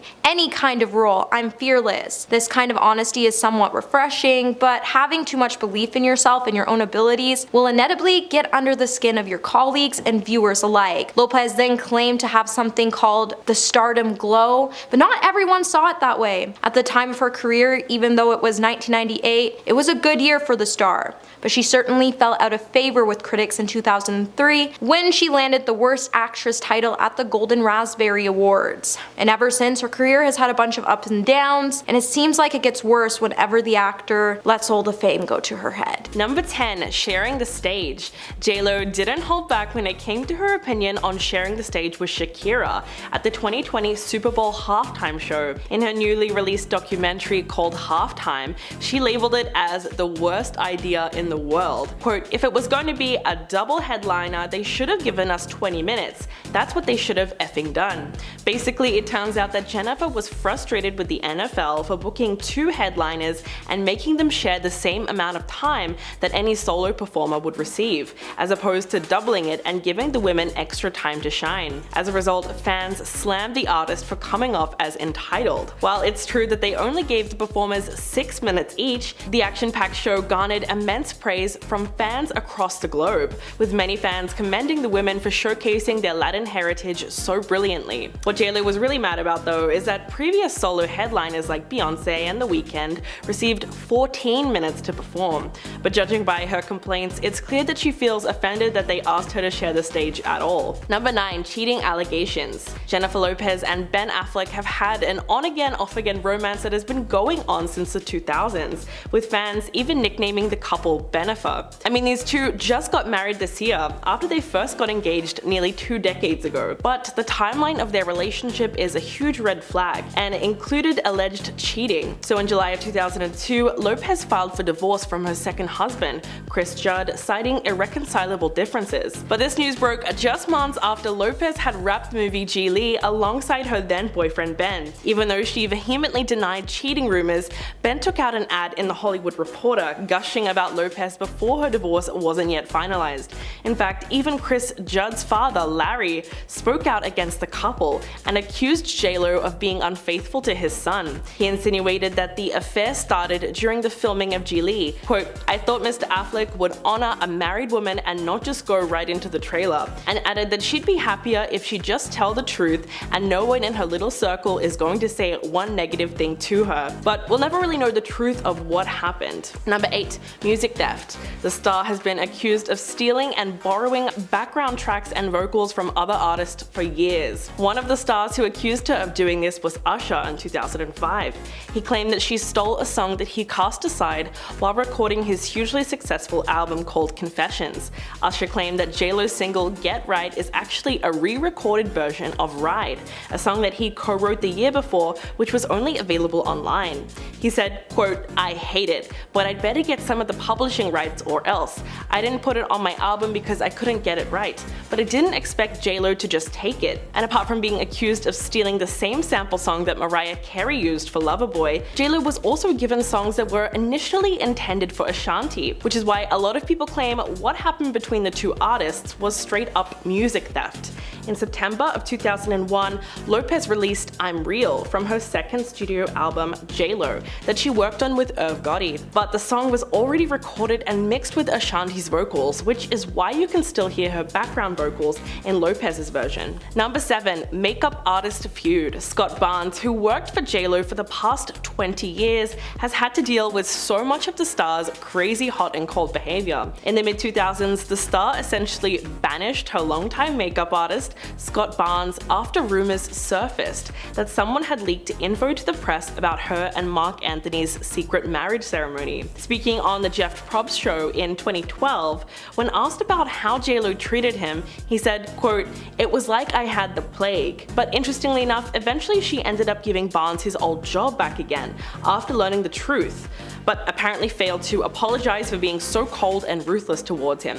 I mean, she literally cut him off without a word and blamed him for the leak without even confronting him. Barnes went on to say, quote, "I went right back to work with her and we just never spoke about it again," which is even weirder. The funny thing is, her celebrity makeup artist would go on to work with her for another 6 years and insisted that they remain on good terms despite the fact that she ghosted him and didn't even apologize for it. Number 6. The Mark Anthony romance. Celebrity gossip magazines could not get enough of the power couple in the early 2000s. They were absolutely everywhere and it seemed like fans loved the pairing. But their beginnings as a couple were super questionable to say the least. Anthony married former Miss Universe Dayanara Torres in 2000, while Lopez was dating Ben Affleck roughly around the same time. But the on-again, off-again couple picked their romance back up while Anthony was still married to Dayanara. So less than a week after Anthony's divorce was finalized, the couple surprised fans by getting married in a small, casual ceremony in her Beverly Hills home in early June. It really begs the question of whether or not J-Lo was some kind of homewrecker, because the timeline of the rekindled relationship seems really off. I mean, he actually broke Dayanara's heart, and she said, quote, "You go through hell. I cried until there were no tears left, until I was numb. I didn't want to eat, I didn't care to get dressed or take a shower, I just wanted to lie there." Anthony's feelings for Jennifer might have been there all along because the two had history, but he should have put way more thought into who he chose to marry in the first place. So in a way, they're both at fault here. Number 5. Insensitive comments. To give you some background on why everyone felt that J-Lo was trashing belly dancing. So a part of the 2020 Super Bowl performance featured young dancers sitting in glowing cages, which many people assume represented the immigrant children in cages at the US border. But she apparently had a hard time convincing the NFL to do this, and said, quote, "I'm trying to give you something with substance, not just us out there shaking out effing asses and effing belly dancing." She went on to say that she wants something real, something that's gonna make a statement, something that's gonna say we belong here and we have something to offer. Now, if you're confused about why that was so controversial, essentially she compared the art of belly dancing to just shaking your butt for the hell of it. In fact, that particular line was shared across Twitter and people were big mad. It was just a little culturally insensitive to say, considering the fact that the dance has long been associated with Middle Eastern cultures, and it's something that Shakira has become known for, using it to channel her father's Lebanese Syrian Arab roots. Number 4. Avoiding the Bronx. This one, train wreck of an ad campaign, led people to openly mock both Chrysler and Jennifer Lopez. The central premise of the ad was that sometimes J-Lo will drive through her old hood in the South Bronx in a Fiat 500 just to stay inspired. Although it sounds ridiculous, the marketing campaign obviously tried to draw on the singer's famous Jenny from the Block era. Most people recognize the song in which she pays tribute to growing up in the Bronx, which had been a solid part of her image since the 90s. In fact, the singer even titled her debut album On the 6, which is a clear reference to the New York subway train. A press release at the time even stated that she would be traveling through the streets of Manhattan to the Bronx where she grew up. But the ad backfired when the Smoking Gun reported that Lopez never actually went to the Bronx to film the ad and that a body double stand-in was used instead, calling it, quote, "such a breathtaking assemblage of urban cliches," and that was putting it lightly. Number 3. The movie line interview. The infamous movie line interview in 1998 that could have almost ruined J-Lo's career was truly worse than you can imagine. She was 27 at the time and fresh off the success of her film Selena. She basically decided to trash all the other celebrities that were big at the time and tried to trivialize their career and contribution to the industry. In fact, when asked about Madonna, she actually said, quote, "Do I think she's a great performer? Yeah. Do I think she's a great actress? No. Acting is what I do, so I'm harder on people when they say, oh, I can do that, I can act. And I'm like, hey, don't spit on my craft." It was so ironic because JLo would go on to do both music and acting for the rest of her career, and critics also trashed her acting on the big screen. Also, at the time, Madonna had been a star for a lot longer than JLo, so there was no real comparison there. And when Gwyneth Paltrow was brought up, Jennifer almost seemed to laugh and made it clear that she didn't take her fellow actress's career seriously. Quote, "Tell me what she's been in. I swear to God, I don't remember anything she was in. Some people get hot by association. I heard more about her and Brad Pitt than I ever heard about her work." Yikes. Number 2. Accusations of racism. 20 years ago, Lopez was approaching full actualization as an entertainer, but a single from her second album, JLo, almost derailed her career entirely. The Murder Inc. remix of I'm Real, which features Ja Rule and Own Radio in 2001, was ruined by the N-bomb that she drops in her final verse. The issue was that the song was an instant hit, so much so that 10 years later, in 2011, Billboard gave it the 6th spot on its 40 biggest duets of all time list. But rightfully so, people were outraged by her use of the loaded term, not only because she's a Latina artist, but at her level of success, where she has a platform and sets an example to young fans. Using such a derogatory word is at best offensive. But as the accusations of racism started to mount against the star, she eventually spoke out to defend her actions on the Today Show. Quote, "For anyone who thinks or suggests that I'm racist is really absurd and hateful to me." Although many people think this is not an excuse, it was later revealed that the track was actually written by Ja Rule himself, and apparently he encouraged her to say it. And number 1, fired a maid. This one is really indefensible. Jennifer Lopez allegedly got a German hotel maid fired for asking for an autograph. Frey Dodaj was a staff member at the luxury Melia Hotel in Dusseldorf, Germany, during Lopez's stay in 2012. She was a big fan of JLo and worked up the courage to knock on the star's hotel door in Dusseldorf to ask for an autograph, and was promptly turned away. Frey claims that she was relieved from her post the day after the incident. She told The Sun, quote, "I am an incredibly big fan, so I took all my courage and rang the doorbell to get an autograph, but I was rejected by 2 assistants at the door. A day later, the cleaning company that employed me at the hotel called and said that Miss Lopez had complained. I was fired right there on the phone." If the incident really happened, it's hard to ignore the irony when you remember that Jennifer played a hotel maid in the movie Made in Manhattan. After receiving a rightful amount of backlash, the pop star wrote on Twitter, quote, "Come on, thought you knew me better than this, would never get anyone fired over an autograph. First I heard of this was on Twitter, #hurtful. Number 10, Mariah Carey. This celebrity feud is legendary, so it's only fair that we start off with this one. JLo and Mariah Carey have been at each other's throats since the early 2000s. In fact, most people remember the iconic line that Mariah told a German reporter, "I don't know her." Although it sounds hilarious, Mariah has maintained her negative opinion of JLo all these years. For example, an interviewer once asked her what she thought about Beyonce and Jennifer Lopez, and she responded by saying that they don't even belong in the same category for a very specific reason. Well, it's hard. You can't really put those two people in the same category because one is in a really different generation. They just started singing later. But when you talk about Beyonce, I think she's wonderful, she's great, she's a talented person. But it seemed that she forgot to compliment JLo as well. A few years later, Carey spoke to Andy Cohen and doubled down on her comments. Quote, "I don't know her, what am I supposed to say? It looks like it'll take a miracle for these two iconic performers to ever be on good terms." Number 9, Rihanna. There are several celebrities who can't stand Jennifer Lopez, but one of the biggest critics of the iconic singer is Rihanna. These two former best friends had a serious falling out in 2016 for the oldest reason in the book. They were fighting over the same guy. Before the feud began, Rihanna and JLo were friendly to each other and had no reason for animosity. But trouble started brewing right after Rihanna and Drake broke up. They had a summer fling that same year, which was pretty casual, but it definitely still counted. encountered. Girl code was broken when J-Lo started getting close with Drake almost immediately after, but the feud really became public when Jennifer posted a photo of her and Drake hanging out backstage at her show in Las Vegas with the caption #LoveHim. In fact, the two were even spotted hugging, and fans quickly realized that something very shady was happening. An inside source close to the star said that Riri felt like she had suffered the ultimate betrayal and called Jennifer's behavior desperate.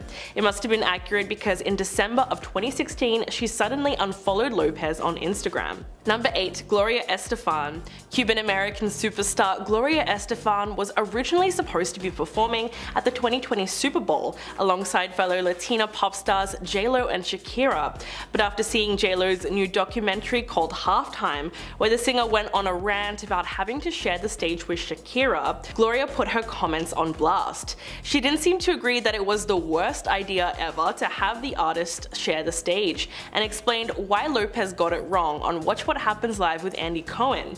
Quote, "Look, this is the bottom line. You have very little time, like 12 minutes or something, to get things on and off the set. So could you do it with one person? Yes. But I think they wanted to throw a Miami and Latin extravaganza, and they tried to pack it in as much as possible." The Grammy Award winner also confirmed that she chose not to participate for a reason, seeing as J-Lo got so worked up about having two people perform.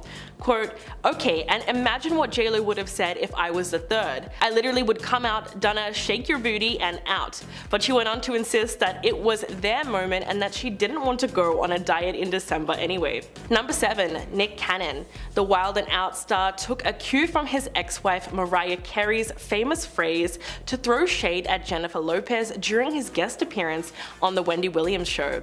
While discussing Hollywood crushes during the Hot Topic segment, the 41-year-old first named Carey, his ex-wife and mother to their two twins, Moroccan and Monroe.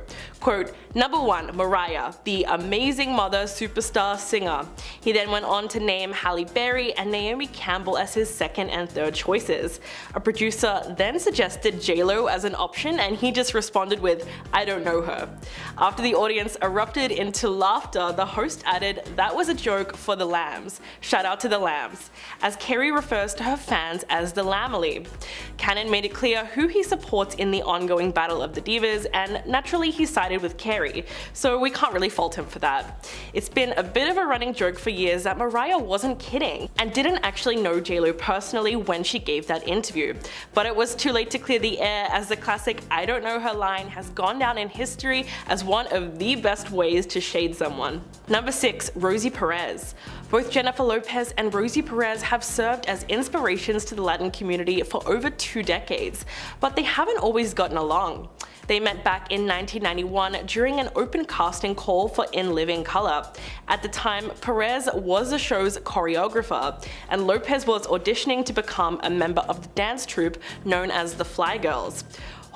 Her audition was unsuccessful, but Perez saw a star quality in J-Lo and actually pulled some strings to get her in. But after she was in the group, it became clear that Lopez didn't get along with her fellow dancers.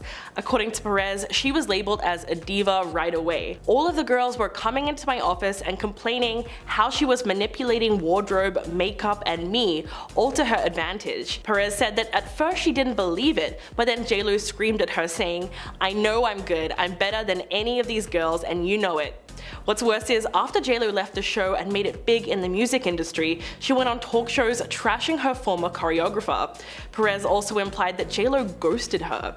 Quote, "I called her up, she wouldn't pick up. Frustrated, I left her an irate message on her answering machine. Instead of calling me back and hashing it out like friends do, she went on a major talk show and reiterated my lashing." Number 5. Brandy. Brandy has had a public feud with Jennifer Lopez since 2017, and according to Kiwi Report, she made it clear that she supports Mariah Carey going against J-Lo too.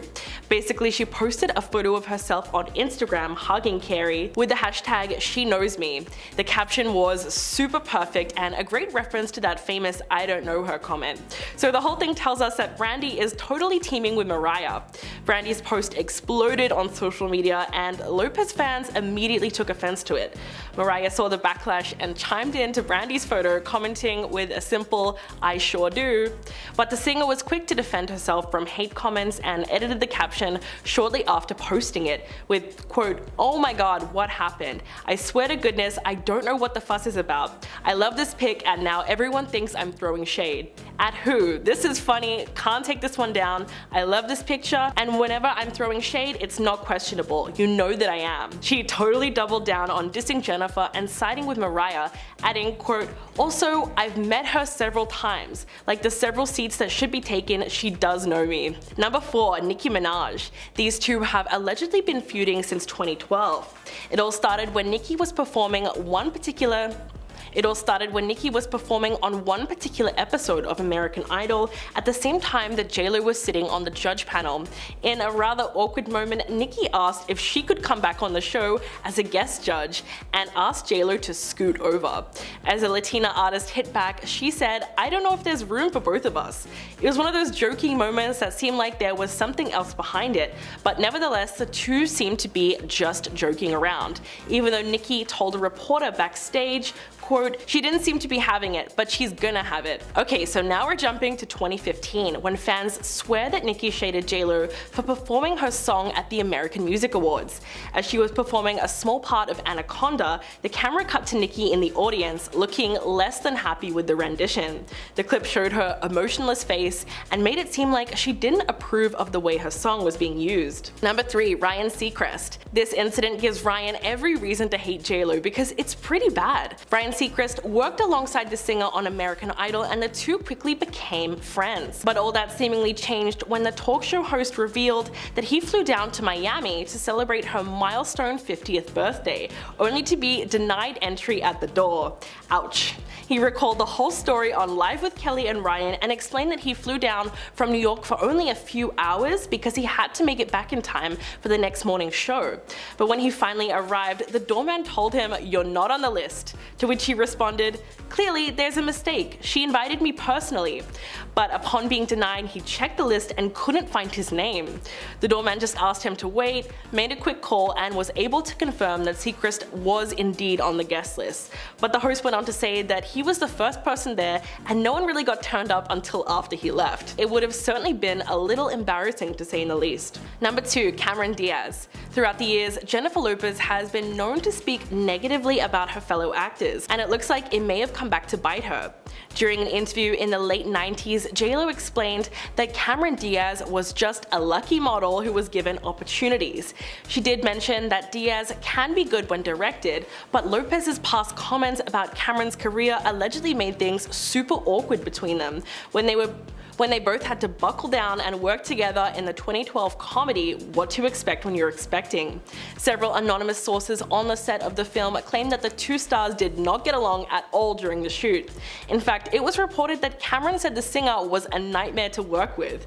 Quote, "She even said that Jen should stick to her day job, meaning American Idol and singing." According to The Insider, J-Lo demanded to eat at specific times, no matter what, and stops working when it suits her, and she had her assistant run over to her with food. This is what allegedly drove Cameron crazy. Another source claimed that the co-stars actively avoided one another while filming, and tensions were thick. Number 1, Ojani Noah. The former couple were married on February 22nd, 1997, and got divorced barely 1 year later, in January of 1998. It was so long ago that you would think Ojani has moved on from the relationship, but apparently he's still holding on to a bit of resentment. In fact, Jennifer's former flame was out to make a buck off their brief marriage by trying to expose revealing videos from their honeymoon. Ojani was even hauled into court after he started planning a tell-all movie based on the revealing home footage called How I Married Jennifer Lopez, the J-Lo and Ojani Noah story. The result? Well, she sued him for a whopping $10 million and demanded a permanent court order blocking her ex from making any videos public. Ojani also threatened to write a tell-all book unless he was paid $5 million by the singer. His unpublished book alleges that J-Lo had multiple affairs, including one with Mark Anthony, during the 11 months that they were married. But a judge was not having it and awarded her $544 $25,000 in damages and quashed the book, ruling that it violated a 2004 deal not to publish details of their relationship. Her team calls the movie an outrageous attempt to make money and received substantial compensation. So it's clear that he's still a little bit bitter. At number 10, we have Jennifer's dismissal of bad teacher actress Cameron Diaz when she made the comment that she believes Cameron is a quote lucky model who's been given a lot of opportunities and how she wishes she would have done more with them. In turn, Cameron made a statement that Jennifer's behavior on set was rather cold as she pretty much ignored her. She also described Jennifer as being someone who was hard to work with. As a clapback, Cameron further pushed that J-Lo should stick to her day job of singing. However, in the same Jennifer interview, it wasn't just Cameron that she came for. She also took shots at fellow actresses Gwyneth Paltrow and Winona Ryder. For Gwyneth, Jennifer said, "Tell me what she's been in? I swear to God, I don't remember anything she was in. Some people get hot by association. I heard more about her and Brad Pitt than I ever heard about her work." On Winona, Jennifer recalled, "I was never a big fan of hers. In Hollywood, she's revered. She gets nominated for Oscars, but I've never heard anyone in the public or among my friends say, 'Oh, I love her.'" At number 9, we have radio show host and interviewer Howard Stern, whose reasonings for not liking J-Lo comes in many forms. For one, he hates her music.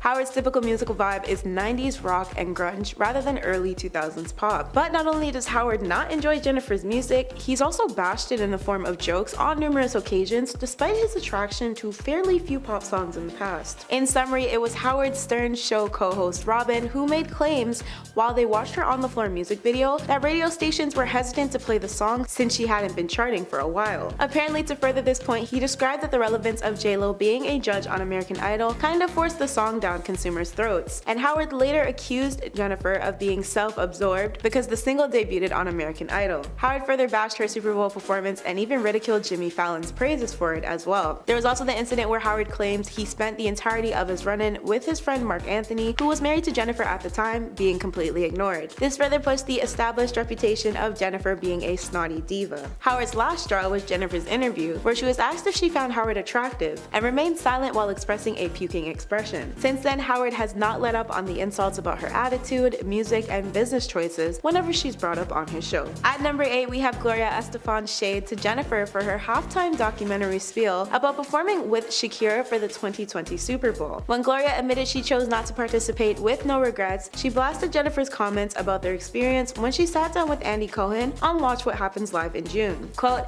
"Imagine what J-Lo would have said if I was third. I literally would come out, done, shake your booty, and out. It was their moment. Plus, I didn't want to go on a diet in December." This was in light of J-Lo's reaction to Shakira co-headlining the sports event. Benny Medina said in the film that it was insulting of the Super Bowl to request 2 Latina artists when one had already historically done the work. Yet Jennifer was the one who was upset about splitting her time on stage, stating that they only had 5 minutes to sing all their desired songs accurately. Quote, "We have to have our singing moments. This is the worst idea in the world to have 2 people do the Super Bowl." While Jennifer and Shakira communicated about their upcoming performance, Jennifer added, "They said 12 minutes. I got a good confirmation that we could have an extra minute or 2, so now we're at like 13-14 minutes. I think Shakira, what we should have is you should have half the time and I should. If it was going to be a double headliner, they should have given us 20 minutes. That's what they should have effing done." At number 7, we have singer Brandy, who was apparently picking sides when the Lopez-Carey feud was at its peak. Brandy had shared an Instagram photo of her embracing Mariah in 2017 with a short 3-word caption of #SheKnows Me. Brandy's followers were on her like water as soon as the post was uploaded, speculating that the caption had everything to do with Mariah's famously memed "I don't know her." In response, Brandy denied there being any drama, rearranging the captions and then say, "I swear I don't know what the fuss is about. I love this pic and everyone thinks I'm throwing shade. At who? This is funny. Can't take this one down. I love this picture. And whenever I'm throwing shade, it's not questionable. You know that I am." Brandy also continued unapologetically with, "I've met her several times like the several seats that should be taken. She does know me." And if things couldn't get any shadier, Mariah made sure to clear things up in Brandy's comments with a simple "I sure do." At number 6, we have J-Lo's first husband, Ohani Noah. Despite their marriage being short-lived and ending as of 1998, it seems Ohani still can't stand Miss Jenny from the block. Their 9-month marriage apparently wasn't all that great, as Ohani had been working hard to slander his ex-wife's name on a number of occasions. Back in 2006, Ohani published a tell-all titled The Unknown Truth, a passionate portrait of a serial thriller. J-Lo halted this project with a lawsuit and claimed that Ohani was breaking their confidentiality agreement. Jennifer won $545,000 in damages, and Ohani was given a court date which forbid him from criticizing, denigrating, casting in a negative light, or otherwise disparaging dating Jennifer. In the next 3 years, Ohani threw himself back into news outlets when he made threats to release a sexually suggestive video of Jennifer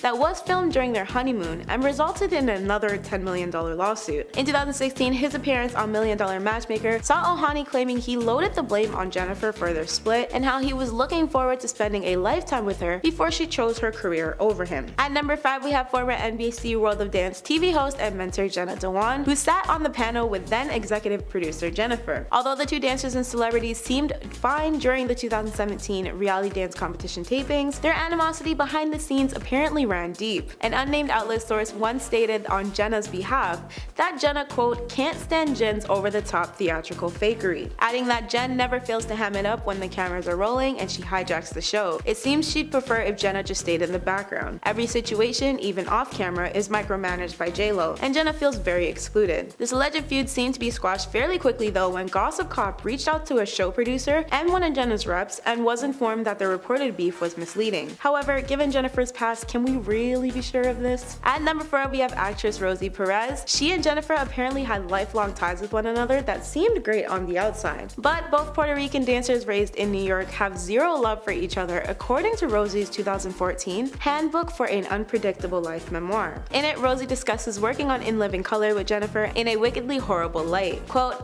all the girls were coming into my office complaining how she was manipulating wardrobe, makeup, and me all to her advantage. Despite Jennifer dipping from ILC after 2 seasons, Rosie stuck with her words of Jennifer supposedly keeping the flame of their feud burning for years after they parted. The words on the pages of Rosie's book portrayed Jennifer to be a two-faced person who would crap on Rosie 1 minute but then act super sweet like nothing happened between them the next. At number 3, we have artist Rihanna, who seemed to be unimpressed by Jennifer after the star posted herself chilling with Rihanna's on-again off-again reported love interest Drake backstage at her 2016 Winter Vegas show. Naturally, Jennifer's snap captioned, "Look who rolled up at my show tonight to say hi, #love him," sparked massive dating rumors. And it probably didn't help that Jennifer uploaded a follow-up pic of her and Drake bear hugging and looking overly comfortable snuggling up. While many were unconvinced about the headlines, Rihanna was seemingly not here for any of it, which is why she reportedly went on to dub Jennifer as a desperate traitor. According to an unnamed insider who spoke to Touch, Rihanna had felt like she experienced the ultimate betrayal by Jennifer, since they once had a tight-knit bond where Rihanna could seek solace in Jennifer for her relationship. Rihanna did not publicly address their rumored issues, however, she did seem to throw some shade when she suddenly hit the unfollow button on JLo's Insta. At number 2, we have Nicki and Jennifer's heated back and forth jabs that started with an exchange during a 2012 American Idol episode, where Nicki performed and Jennifer was a judge. When the female rapper completed her set, she boldly asked, "I was hoping maybe I could come back and be a guest judge. JLo, can you scoot over a bit?" To which Jennifer immediately quipped, "I don't know if there's enough room for the both of us." Nicki seemed to hold on to that comment when she attempted to smooth things over back with The Hollywood Reporter, saying she didn't seem to be having it, but she's gonna have it. We were just joking around. However, in 2015, things were still just as messy when Jennifer opened the American Music Awards performing a medley of songs which included Nicki's hit Anaconda. Nicki seemed to be unimpressed by her performance, as the camera gave away her emotionless expression, which told us everything we needed to know, as one fan hinted. Nicki came to Jennifer's defense at that point though when she fired back with a tweet to a fan explaining, "I'm looking at my own face on the screen when I'm looking to the right. I turn back and look at her." At number 1, we have the iconic I Don't Know Her rivalry that has been carried out for years now. This beef has been ongoing since the early 2000s, with both stars being repeatedly questioned on whether or not they actually like each other. It seems they can't really decide though. Host Danny Cohen brought up their beef on his show in 2014, where Jennifer nonchalantly played the situation off with, "I don't have a feud against her at all. I've read things she said about me that were not the greatest, but we don't know each other.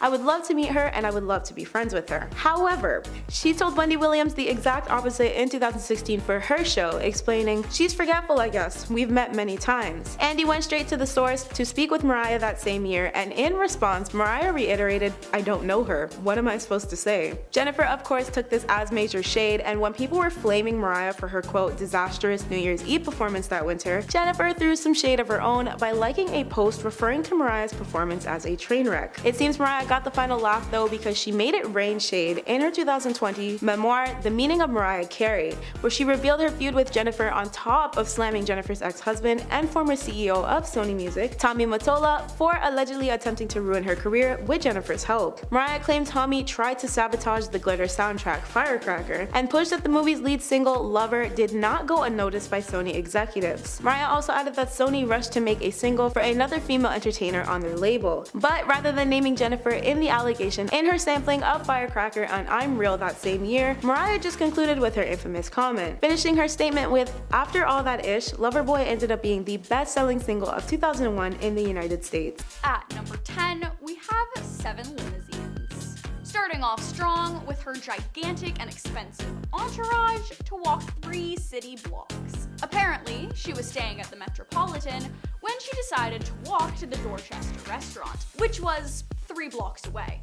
Instead of having her personalized bodyguards or a small group of people to keep her safe, she insisted she hire 7 limos so she could travel the 200 yards from point A to point B without being bothered. Afterwards, she claimed that exercise and working out is something that makes her the happiest in life. Like, walking 200 yards with a full entourage is truly exercising.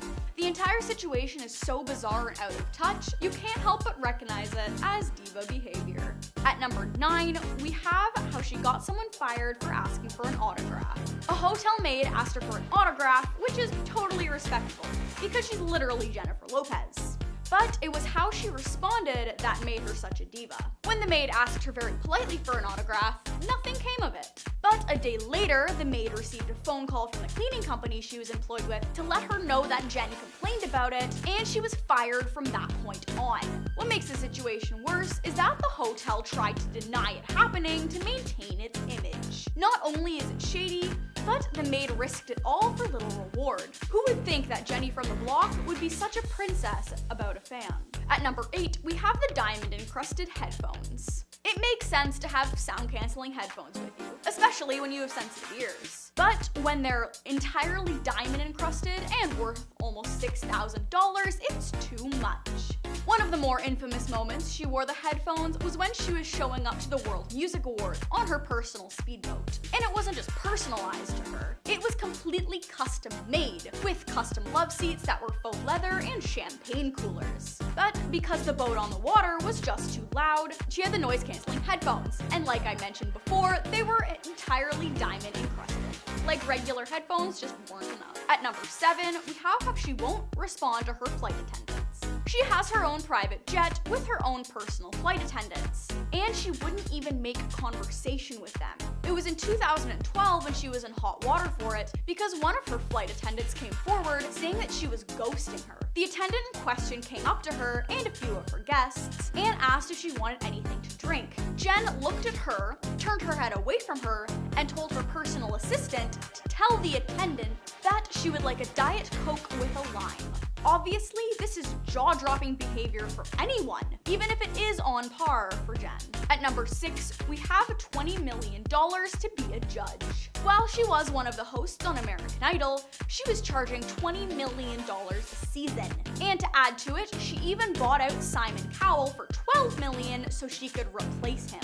And to prove how much of a diva she really is, her appearance alone rejuvenated the show, so they were willing to cough up the big bucks just to keep her. She wouldn't just judge people on their talent though, she would often judge people on how they smelled. But according to her, at least she didn't judge people on how they looked. Like that's any better. At number 5, we have how the construction crew was not allowed to make eye contact with her. It makes sense when one person's staring too aggressively or with weird intentions. But when it's a huge group of people, it's a little excessive, even for diva behavior.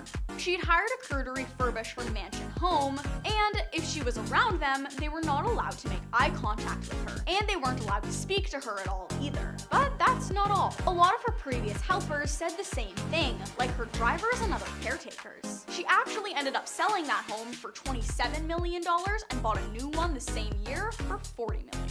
At number 4, we have how she wouldn't shoot a commercial where she grew up. We know from her song Jenny from the Block that she grew up rough, and she makes it a point to share her story of triumph and overcoming the odds. But when she refused to film in the Bronx, people were taken aback. She makes it a point to seem like she still has strong connections to her roots there, but refuses to film there. It could definitely be for her own safety, but if she was so deeply connected, you would think she'd want to go back. She was actually filming a Fiat commercial, and they wanted to tap into that part of her, but she would only film in LA, and they required a body double to film the scenes that were in the Bronx. I suppose no matter how deep your roots go, fame overcomes that. At number 3, we have her very specific food demands. We know that the diva makes very specific demands, and that doesn't stop when it comes to food or drink. When she was touring back in 2010, she required a completely white room with top to bottom furniture and everything all in white. She also required no catering in the actual room aside from the drinks, which included, but were not limited to, room temperature refrigerated Gatorade, Coca-Cola regular and diet, a lemon wedge with smart water specifically, fruit punch, and plain M&Ms. If they weren't plain, she'd freak out. Also, if she was going to receive a piece of apple pie, it had to be a la mode, or else she'd flip her lid as well. As if it wasn't hard enough to keep her happy, any food catering was to be left outside the door by the person bringing it. Another insane food demand occurs is that when she orders breakfast at a hotel, it needs to be piping hot no matter when she arrives or when it arrives to her room. And if it's not, she'll throw a fit. But it's not just a regular order either. It's scrambled eggs, bacon, pancakes, and the rest of the 9 yards. At number 2, we have her specific relationship requests. If you want to be with her, you've got to jump through hoops to prove you're worth the position. When she was still with Alex Rodriguez, she claimed she really loved his physique, but if he ever lost it or let himself go, she wouldn't be able to stay with him because that was a deal breaker, and she wouldn't marry him if it wasn't a guarantee that he would remain his shape. And that's not all. She also said that if they were going to be together, he was banned from speaking to any woman under the age of 40, in case he tried to get any ideas. She was 49 at that time, and him having a conversation with someone younger than her made her jealous and uncomfortable. And last but not least, at number 1, we have how she claims she isn't a diva. You know you've become fully out of touch when you do everything on this list and still claim you aren't a diva. She says she doesn't deserve the title of being a diva because she doesn't feel like she is, which makes next to no sense. But her support for that claim is that she worked very hard to get where she is and that she's still a hardworking person, because a hardworking person absolutely can't be a diva, with her private jet and her 7 limos and her diamond-encrusted headphones. Getting somewhere big in life when you come from nothing is a big deal, and it's really inspiring to young and upcoming artists. But when you've become that desensitized to your lavish lifestyle, maybe it's time to do some proper soul searching.